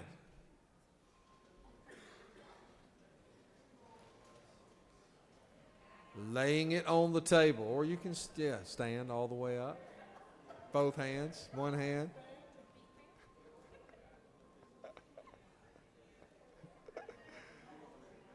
Rise, stand, and be counted. Chair recognizes Senator from the 45th. Please ask to put the votes on the Vote board. on the board. She has requested, Senator from the 45th has requested a recorded vote. Shall the yeas and nays be sustained? Shall they be sustained? 1, 2, 3, 4, 5. Clearly, 5 have voted. Chair recognizes first Senator from the 50th. What purpose you rise? Mr. President, I would ask, we do have some amendments to this bill that I think would make it a little bit more acceptable, and I would appreciate the opportunity to at least look at the amendments before we table it. The senator has requested that. Chair recognizes Senator from the 45th. What purpose you Parliamentary rise? inquiry. State your inquiry. Is it not true that a motion to table and lay on the table take precedence? It does. It does. You're right. In your pink today. Chair recognizes Senator from the 50th now. I would still ask for the courtesy of a no vote on this motion so we at least have the opportunity to see the amendments. Senator from the 50th is requesting a no vote. Senator from the 45th would like to be recognized again, but we're going to vote. All those in favor of laying the bill on the table will vote aye. Those opposed no. Secretary will unlock the machine. This is a vote to lay the bill on the table. Chair recognizes the senator from the 45th. What purpose do you rise? Parliamentary inquiry. Is State it not your true that a yes vote, this is a very controversial vote, and a yes vote just lays it on the table, gives us the opportunity, this bill is also in the House, gives us the opportunity to work on this bill. Is that not true? The senator has great passion for which she speaks. The motion is to lay the bill on the table. Chair recognizes Senator from the 50th. What purpose you rise? Mr. President, is it not true that our constituents sent us down here to have enough courage to vote on the issues? Senator has great passion being on display in the Senate today.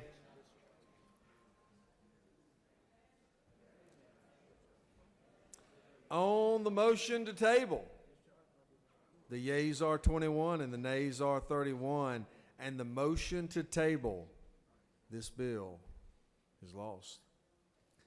Chair now will recognize Senator from the 13th to speak to amendment number 1.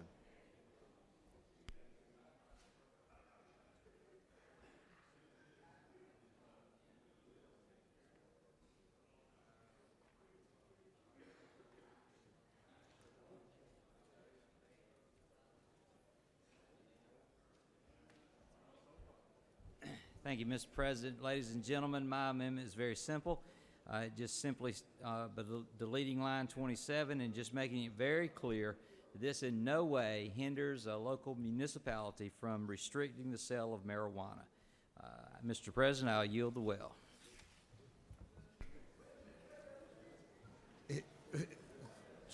Senator from the 45th, what purpose do you rise? Senator, do you wish, Senator, no. Senator has yielded the well and is not taking any questions at this time. Chair recognizes Senator from the 26th. What purpose do you rise? Parliamentary inquiry. State your inquiry. In my haste trying to read the rules books, I missed what the senator said. What does the bill do? It's on your desk, and basically none of this has any jurisdiction over restricting the sale of marijuana. None of this has a restriction on sale of marijuana. Read the amendment, Senator. Yes. Well, you know, I'm getting a little feeble in my old age. No, you're not. No, you're not. I don't want to hear any of that. And I was asking. He went in. Isn't it true you went in the well and came out so fast that you really don't doing it, and I got to flip through the book to find the bills since we've gone through the bills, and I'm just asking, isn't it true that I'm just asking the president, as is exactly what the senator said in the well on the bill, it is it restricting illegal sales of marijuana, or is it restricting the sale of marijuana, period? Dealing with local governing authorities. I think maybe one of the scholarly attorneys can go over and, Senator from the 6th, won't you share with the senator from the 26th exactly what the amendment does? No, we're not going to do that right now, all right? What? So, all right, the senator from, all right, listen, I want everybody, I know there's a lot of emotion around this issue, but we want to obviously move in a progressive way here going forward. Amendment 1 has been spoken to by the senator from the 13th. I have a number of lights, one light on. Senator from the 41st, are you wishing to speak to amendment number 1 or just the bill as a whole? Okay. All right. What I'm going to do now is I'm going to recognize the senator from the 31st to speak to amendment number 2. So amendment 1 has been spoken to, and now amendment 2 is about to be spoken from the senator from the 31st.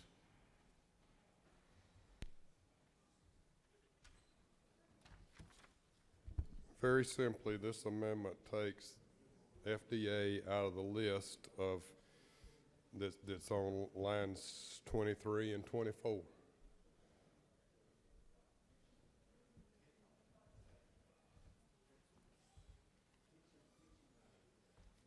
Senator from 26, I'm trying to answer your question.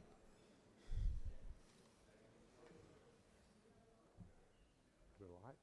The questions? The questions? I was trying to direct it. Senator from 26 ain't here today.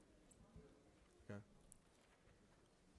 Did you wish to ask a question of the senator from? No, there are no questions, Senator.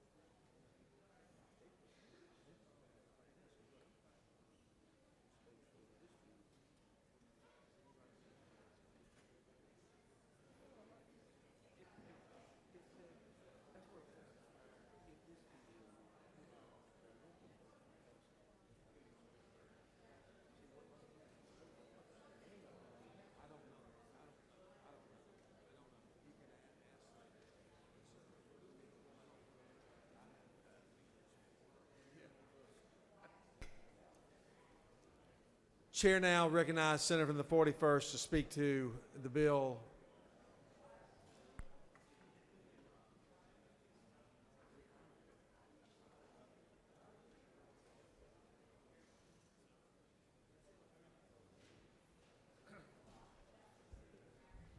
Mr. President, members of the Senate, I just rise to caution you about this bill.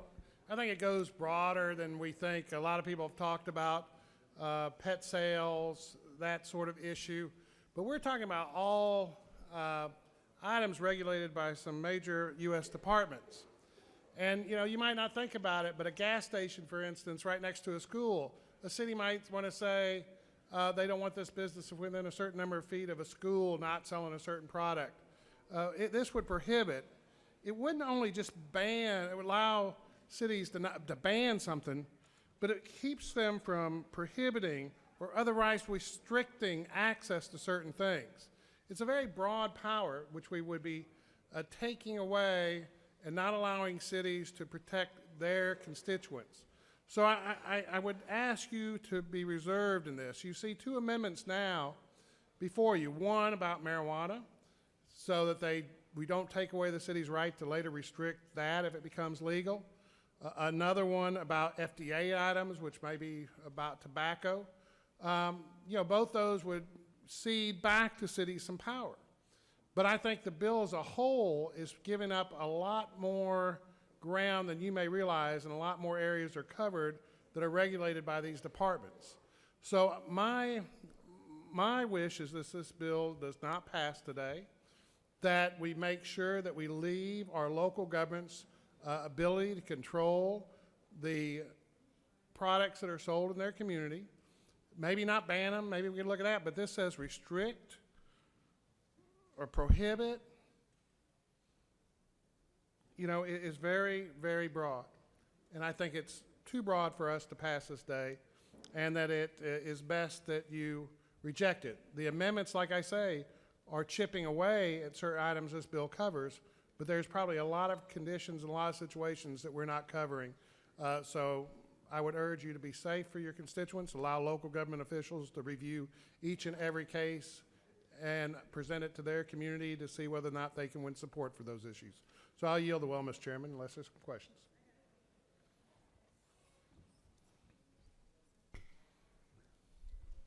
Question.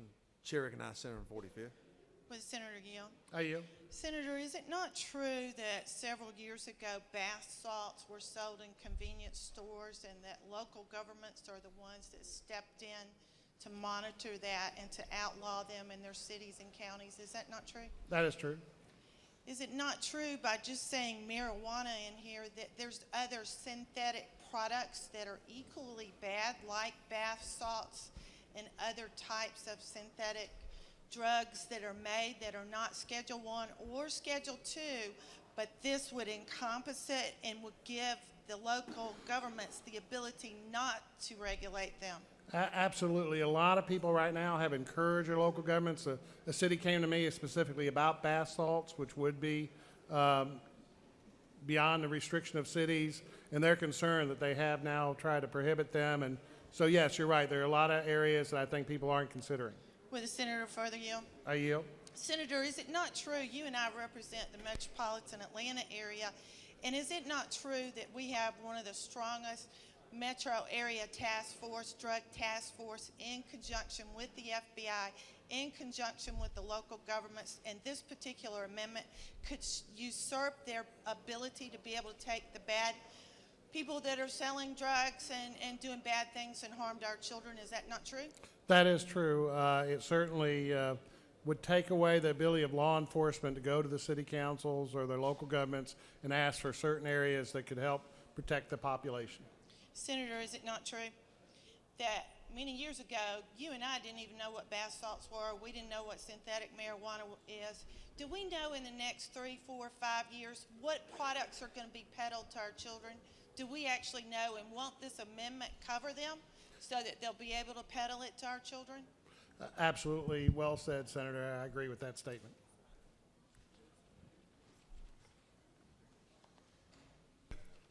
Senator from the 26th, you wish to ask a question or speak? Oh, no more questions, Senator.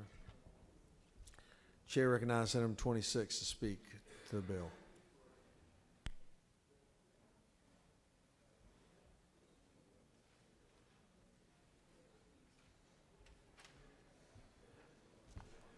Thank you, Mr. President. Ladies and gentlemen of the Senate, I'm for the bill.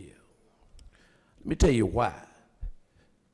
When you start talking about local governments and they have and think about what they want, for instance, there are many folks who will vote to do anything to keep me from going outside and smoking a cigar. Now, when you talk about retail businesses, the puppets you keep talking about are retail that are regulated through the Department of Agriculture. If you don't do that, pass this bill, then local governments can go in and ban legal tobacco products. I chew tobacco when I'm hunting because I don't have time to light up and carry a gun at the same time.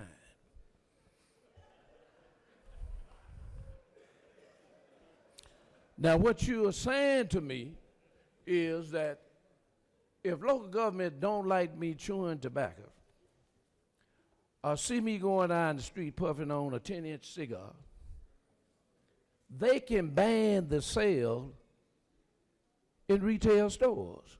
And what this will do will not allow them to do what they're doing in certain communities now that are dealing with licensed folks who are licensed in the state by the Department of Agriculture to do their job.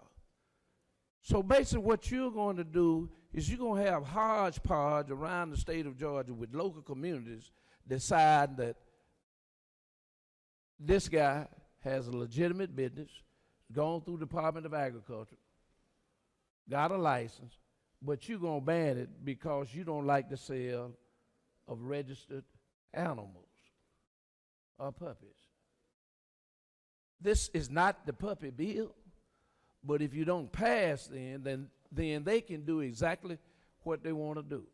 They can outlaw the same products in retail stores where people have decided that they want to stop smoking, and they got these new things. They got the menthol flavor, cherry flavor that they puff on, and it looks like smoke, but it's not actually smoke. We need this bill because in certain communities in the state of Georgia, they are doing it right now. And if you don't pass this bill, then we're going to have hodgepodge all over the state. Mr. President, I will end my statement on that. Answer any questions if there are any. But realize if you ask me a question now, I'm going to get at you. I do actually have a question. Do you have an extra 10-inch cigar with you by chance? I didn't bring one with me, but tomorrow when I come back, I'll bring you one. There you go. All right, thank you. And the senator from the 46th, right, my good very friend. Good. No further questions, Senator. Thank you, sir. Senator from the 45th, are you ready? You're recognized this time.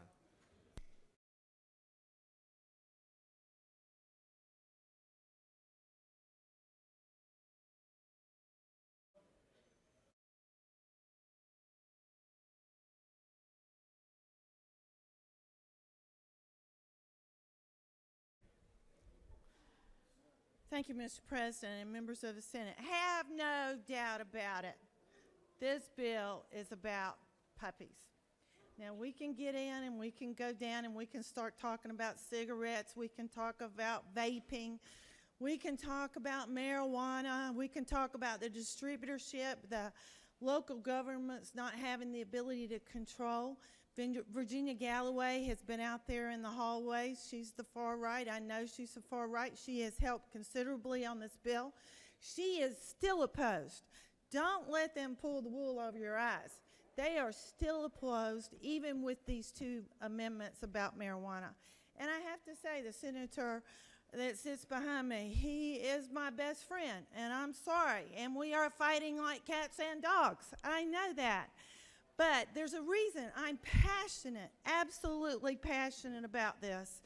And Petland is a store. And if you will recall, last year on the 39th and the 40th day in this body, we killed this bill. And we killed it for a reason. And guess what? Petland, who is from Columbus, Ohio, guess what they did?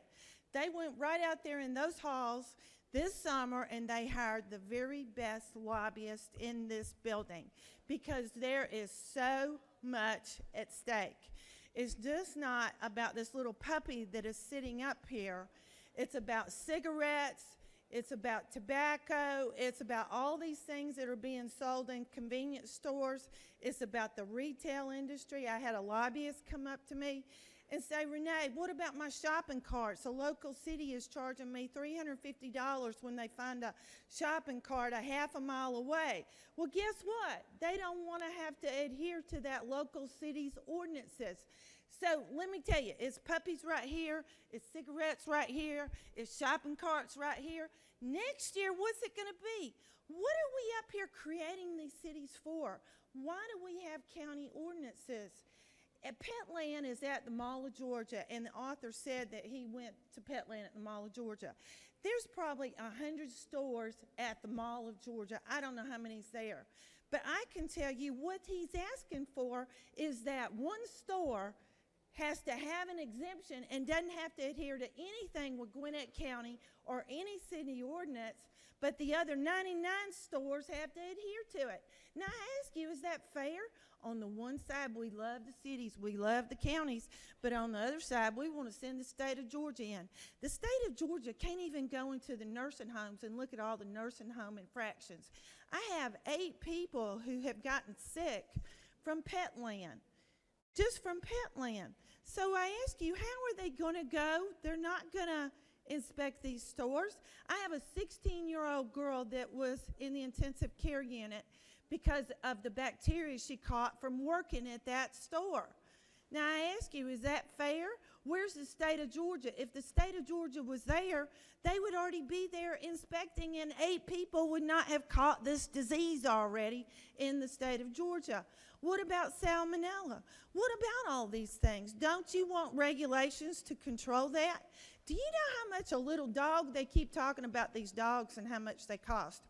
A little Yorkie at Petland at the Mall of Georgia, I am told, and it was on the news at Christmas time, a girl bought a dog. It cost $5,000.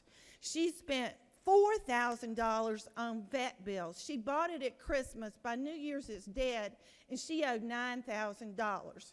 You look on their website, it's like a buy here, pay here. We talk about buy here, pay here with cars. It's buy here, pay here with animals. You can go in there and put a down payment on a $5,000 dog and get credit and pay interest rates. And there you go. You got your puppy for $5,000. It's incredible. First of all, we're talking about preemption. Do you want to preempt your local governments? I say no. And I believe that we believe in local control. The city of Woodstock was the very first city. All of the cities in Cherokee County have banned this. The city of Sandy Springs has banned it. It has been banned. Petland has been banned all over the country. PetSmart and Petco do not sell live animals. There's a reason for that, because they're importing these animals from puppy mills. I remember the first time I came in contact with puppy mills. I answered an ad in the Atlanta Journal-Constitution when it was actually a newspaper. I went to Walla Halla, South Carolina to get my kids a Chihuahua. We loaded up, we went to South Carolina, we were ready to get that Chihuahua. Guess what we found in Walla Halla? We found a puppy mill. And little dogs and big dogs were in rabbit cages with chicken pen wire. Their little feet were deformed. They were loaded in feces. Where do you think these animals come from that go to the Mall of Georgia? Yeah, they look pristine in there, but they get cleaned up. But guess what? They've got genetic deformities. They are not looked at. They've got all the different things wrong with hip dysplasia. And that's why the girl that bought the dog at Christmas time, by the time she got it, it probably had parvo, and 3 days later, after she had spent $9,000, the dog was dead. She had no animal. Do you not believe that Gwinnett County has the right to go in there and close that down? And actually, some of these stores in some of these states have been quarantined. They're bad actors. And why are we allowing bad actors to play in the state of Georgia? Because it's a multi-billion-dollar business, and they have the ability to go out here in the hall and hire the very best lobbyists, the very best, and to get in here and dump money into the Gold Dome and allow these puppy mills to continue. I want to just tell you, I put on your table many articles, but I want to tell you where this has been banned. He talks about the state of Georgia. It's been banned. He talked about California.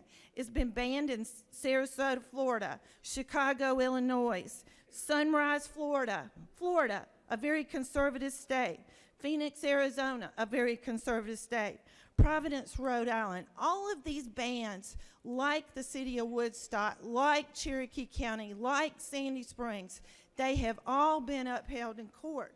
And there's a reason why, because they're bad actors. Judges have found that they're bad actors. I would not have a constituent sitting in the intensive care unit if they weren't. So I ask you, there's going to be other people that are going to come up. The preemption is the number one thing. If it's not puppies, it's cigarettes, it's marijuana, it's synthetic products. I'm asking you to protect the consumers of the state of Georgia. I'm also asking you to look through There are so many articles and so many TV media markets that have done programs about this. I couldn't even print them all. I printed a few of them, but even the Atlanta media market, go to your hometown and look at the media and see what has been written about Petland. And you'll understand why this is very emotional, because there are those of us who care about consumers, and we want to protect the consumers. I'm telling you, from the boys from South Georgia, this bill don't hunt. This dog don't hunt, and vote no.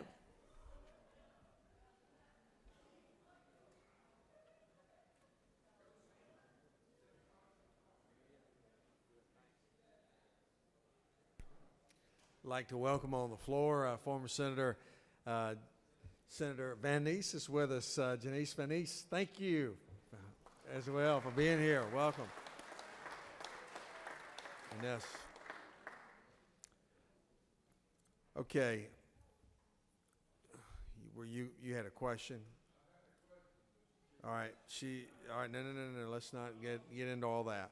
All right. Senator from the 36th, you're wishing to speak, and Senator from the 22nd, you're wishing to speak as well. Senator from the 36th will be recognized.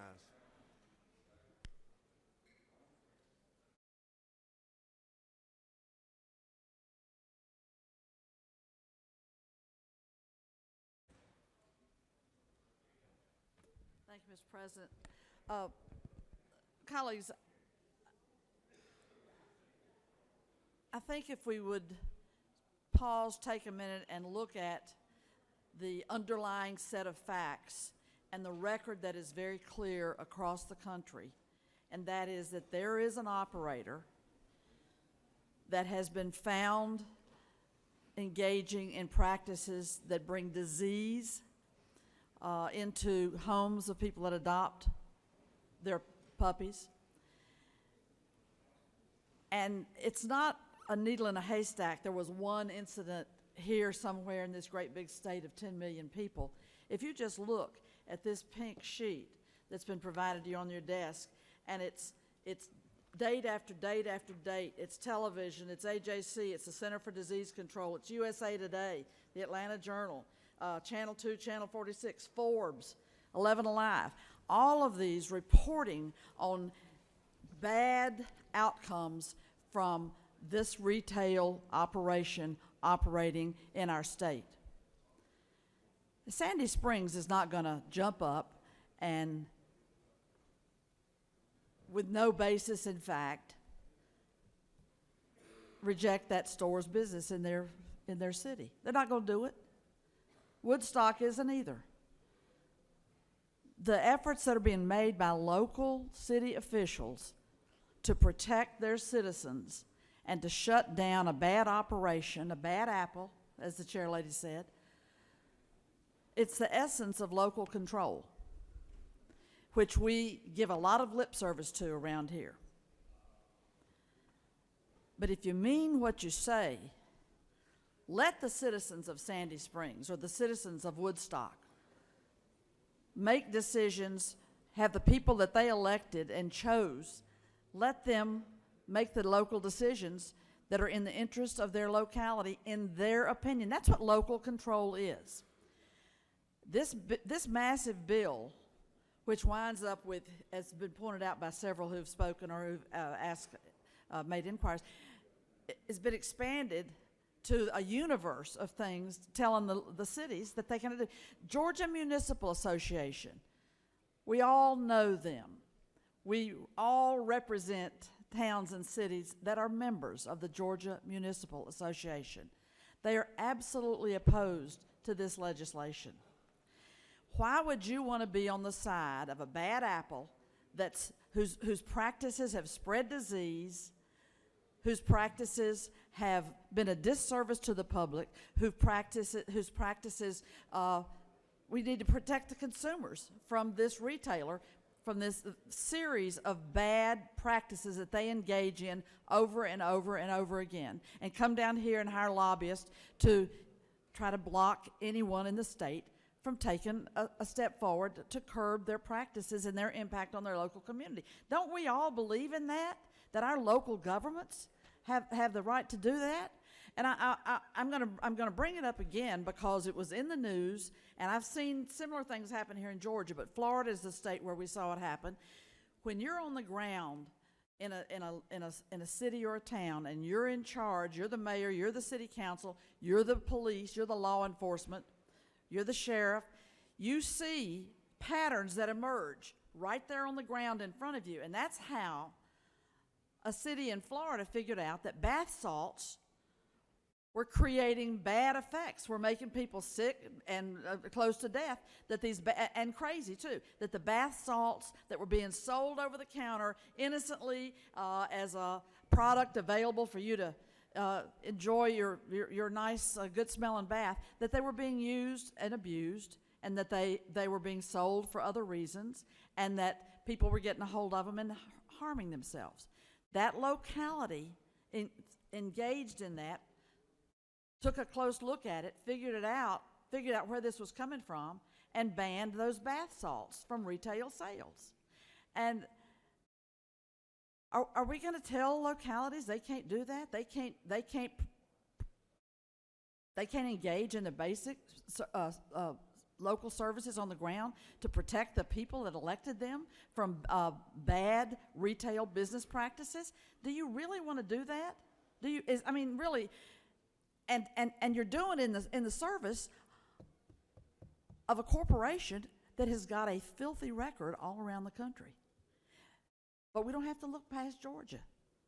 Here it is. Here's all the coverage of the sick children, of the sick dogs, of people spending all this money trying to get a dog back on their feet that they'd bought at the store and go into debt, etc. The dog dies. The sickness, the illness, it's all right here. These are the facts on the ground of what's happening in our communities. So your vote today is a vote of whether you're going to let the local officials do the job that they're elected to do, or you're going to block them. You're going to disempower them, and you're going to do it for what purpose? To prop up a corporation that has a dreadful record all around the country and here in this state. So I would ask you, think very seriously about the consequences of this vote. And I know that other people want to speak. I won't take any more of your time. I will yield for questions, Mr. President. If there are none, I'll yield the well. You have a question? Chair recognizes Senator from 45th for a question. Would the senator yield? I yield. Senator, is it not true that you and I have been down here a very long time? We have indeed. Not long enough, but we've been here a long time. We got some good years ahead of us. Would you further yield? Thank you, I will. Would you further yield to the fact that, don't you think it's interesting that the far left and the far right, that it's very interesting that they have all come together and we have met in the middle, and both sides agree that this is a very broad-based bill and it's a very bad bill. Is that not true? I think the chair lady has made a great point, and one that I had wanted to underline is this isn't a partisan issue. Right. This is not a partisan issue. This is a common sense issue, and you'll find people all across the political spectrum that think this bill is a bad idea, and that think that localities should be empowered to do the job they're elected to do, and we shouldn't take that power away from them. Chair recognizes Senator from 31st for a question. I yield. To my friend from Thank you, Senator. Just a friendly question. Isn't it true that the puppy that the senator from the 45th used in her lecture to us would not have been available to her if puppy mills were outlawed? I don't quite understand the connection between a stuffed animal imported from... Would you not agree that puppy came from a puppy mill? That puppy probably came from somewhere in the heart of China.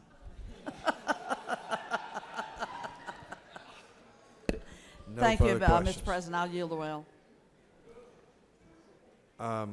Chair recognizes Senator from the 22nd.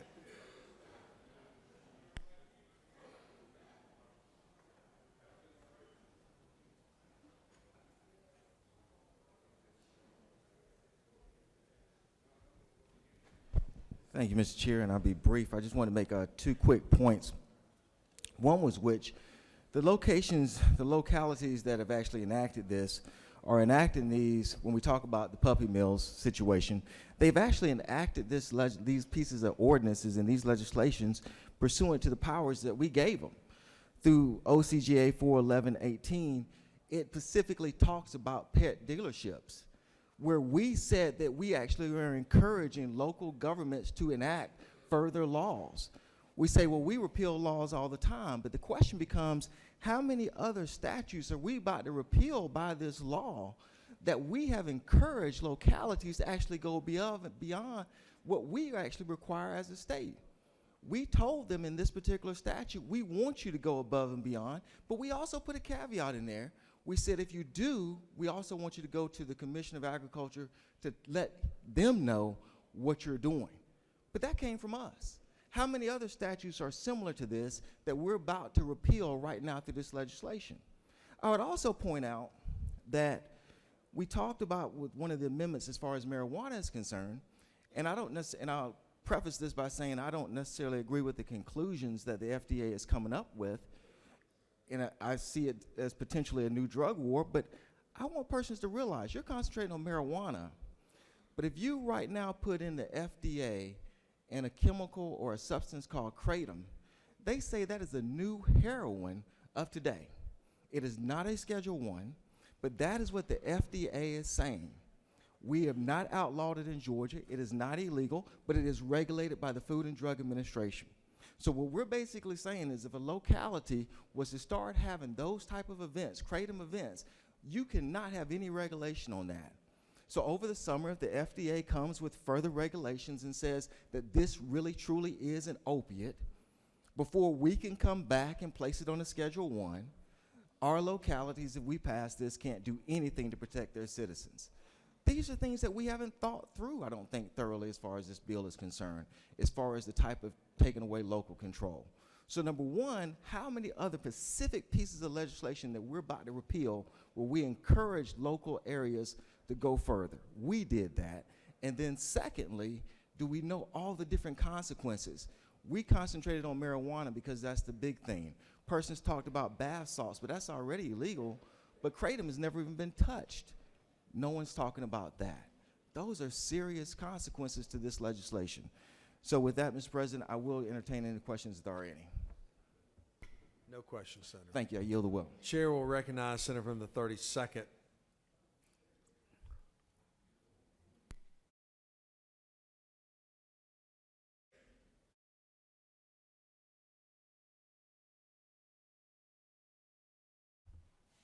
Thank you, Mr. President. I'm sorry I didn't wear pink for puppies today, but with all due respect to the senator from the 50th, I've gotten more negative feedback about this bill in my district than any other bill that we've talked about all session. And of course, one of those areas is Sandy Springs and also East Cobb. Full disclosure, I'm a team leader for a dog therapy organization called Happy Tails. And on my team that visits the Ronald McDonald House, we have 2 golden retrievers from Turkey that were part of the Golden Retriever Rescue Program from Turkey. And I looked into this when I first heard the senator say that those dogs aren't vetted. And what I found out is that they're screened for temperament first, then they're vaccinated, they're neutered if they're the right age, and then they get a passport before they ever get on the plane, and then they're vetted again and vaccinated again when they get into the United States. So those dogs are not coming in just willy-nilly. The second thing is, as a physician, I'm concerned about the public health issues that have been raised. The CDC alert that came out in September of 17 has continued. There continues to be an outbreak of Campylobacter, which is a bad acting bug that is antibiotic resistant. This has been linked to puppy mill puppies in 113 people so far, including Georgia, among the 17 states that are affected, and 87% of these have been traced back to puppy mills. So I'm concerned about disease transmission from puppy mill puppies. I think it's a public health issue, and if there are no questions, I yield the will.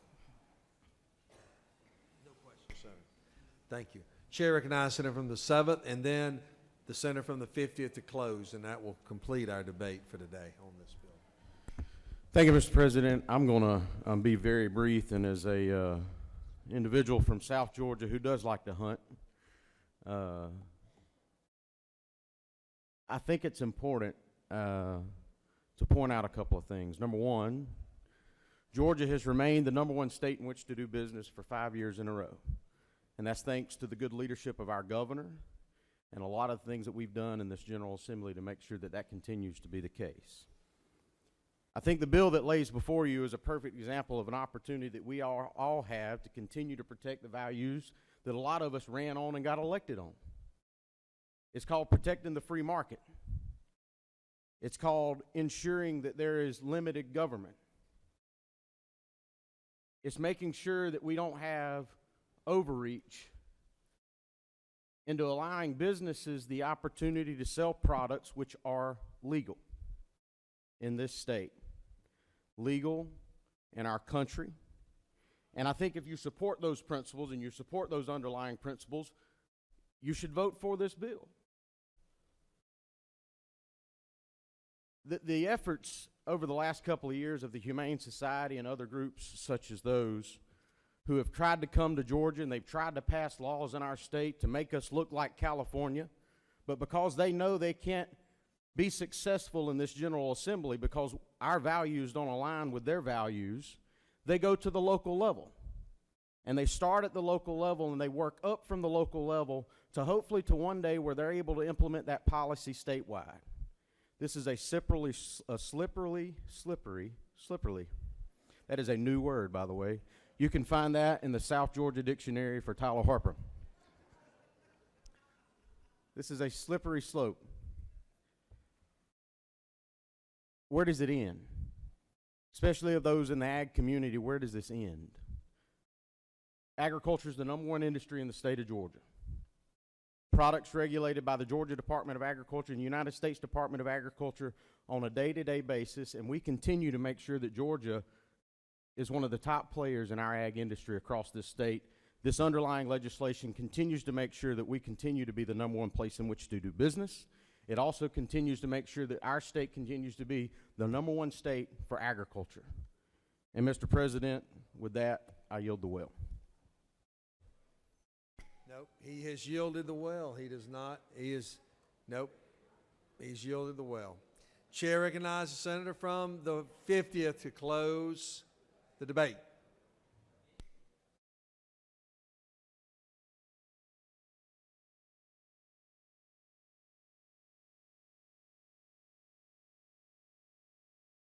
Thank you, Mr. President, members of the Senate. Just to kind of wrap it up, I want to say 2 or 3 things. Number one, this bill respects local control and does not restrict any statutory powers local governing authorities are granted under home rule provisions. I heard several people get up here and say they didn't think this bill was very thought out and we hadn't thought about it. Well, let me address a couple of those things. I've heard the bath salts argument and what happens if something in your city or county can't come in and save you.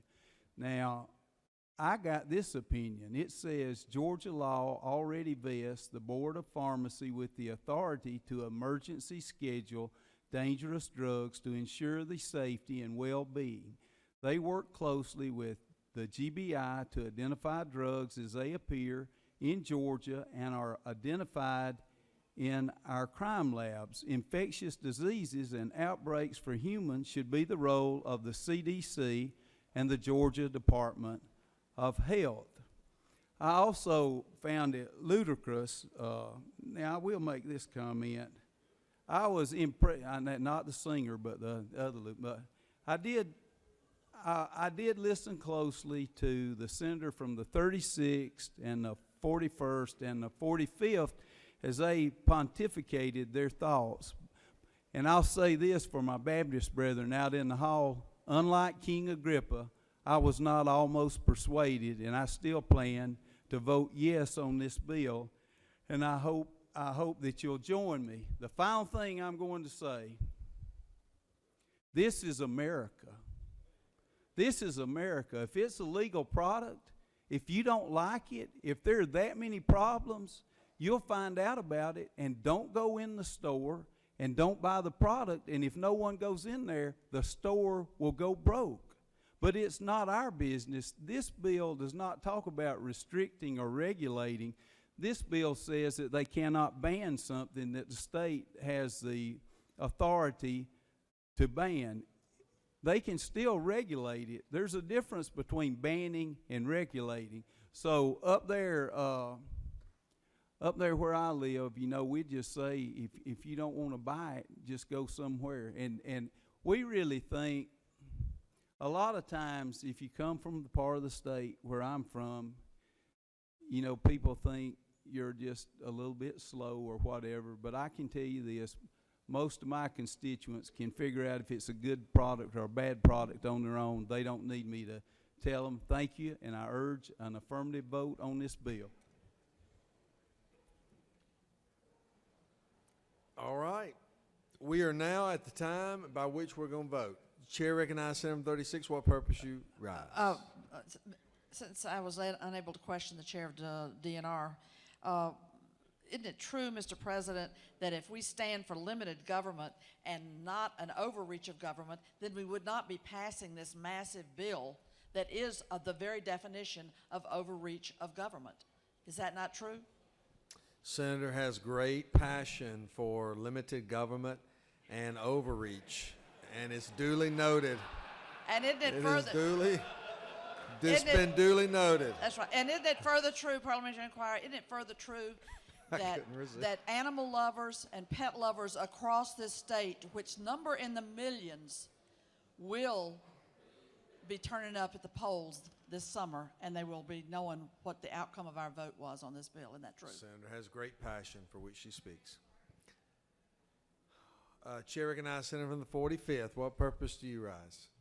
Parliamentary inquiry. State your inquiry. Is it not true, and I'm not sure if you're aware of, that in the Agriculture Committee that the Department of Agriculture, the FDA, or the USDA did not testify in these hearings? Is that not true? Senator has great passion for which she speaks. I was not there either. All right, the question is on amendment number 1. Amendment number 1, is there objection?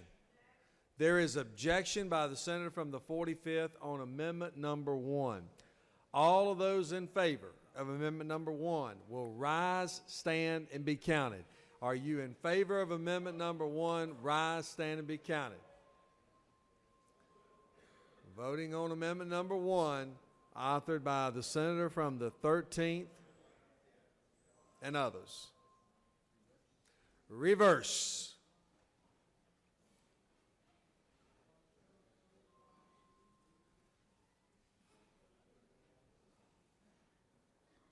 Senator from the third, okay.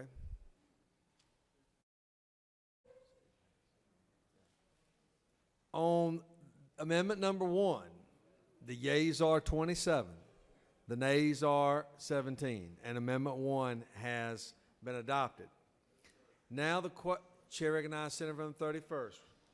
Mr. President, I ask unanimous consent to withdraw amendment number 2. Is there objection? Without objection, the amendment has been withdrawn at this time.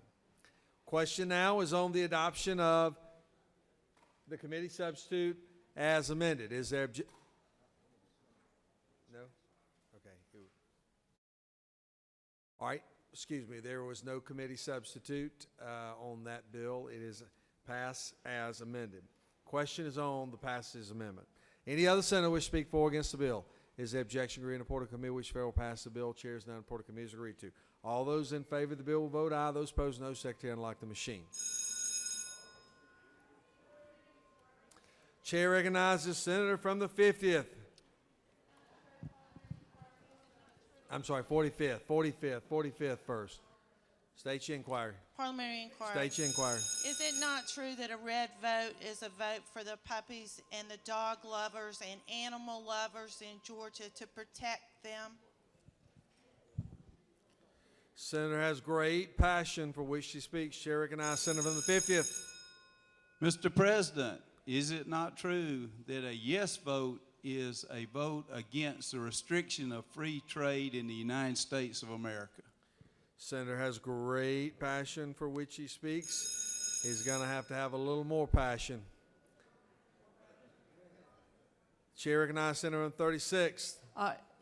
Is it not true to the body at large that we should be voting for public health on behalf of our constituents? On the passage of the bill as amended, the yeas are 19. The nays are 34. And the bill has lost. All right, this is the posture by which we are in.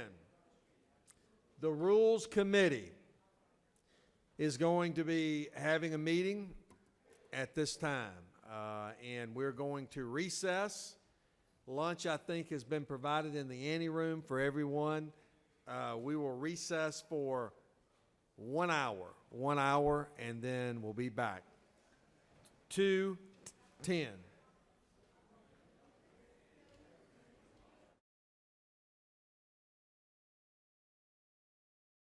Please report to committee room.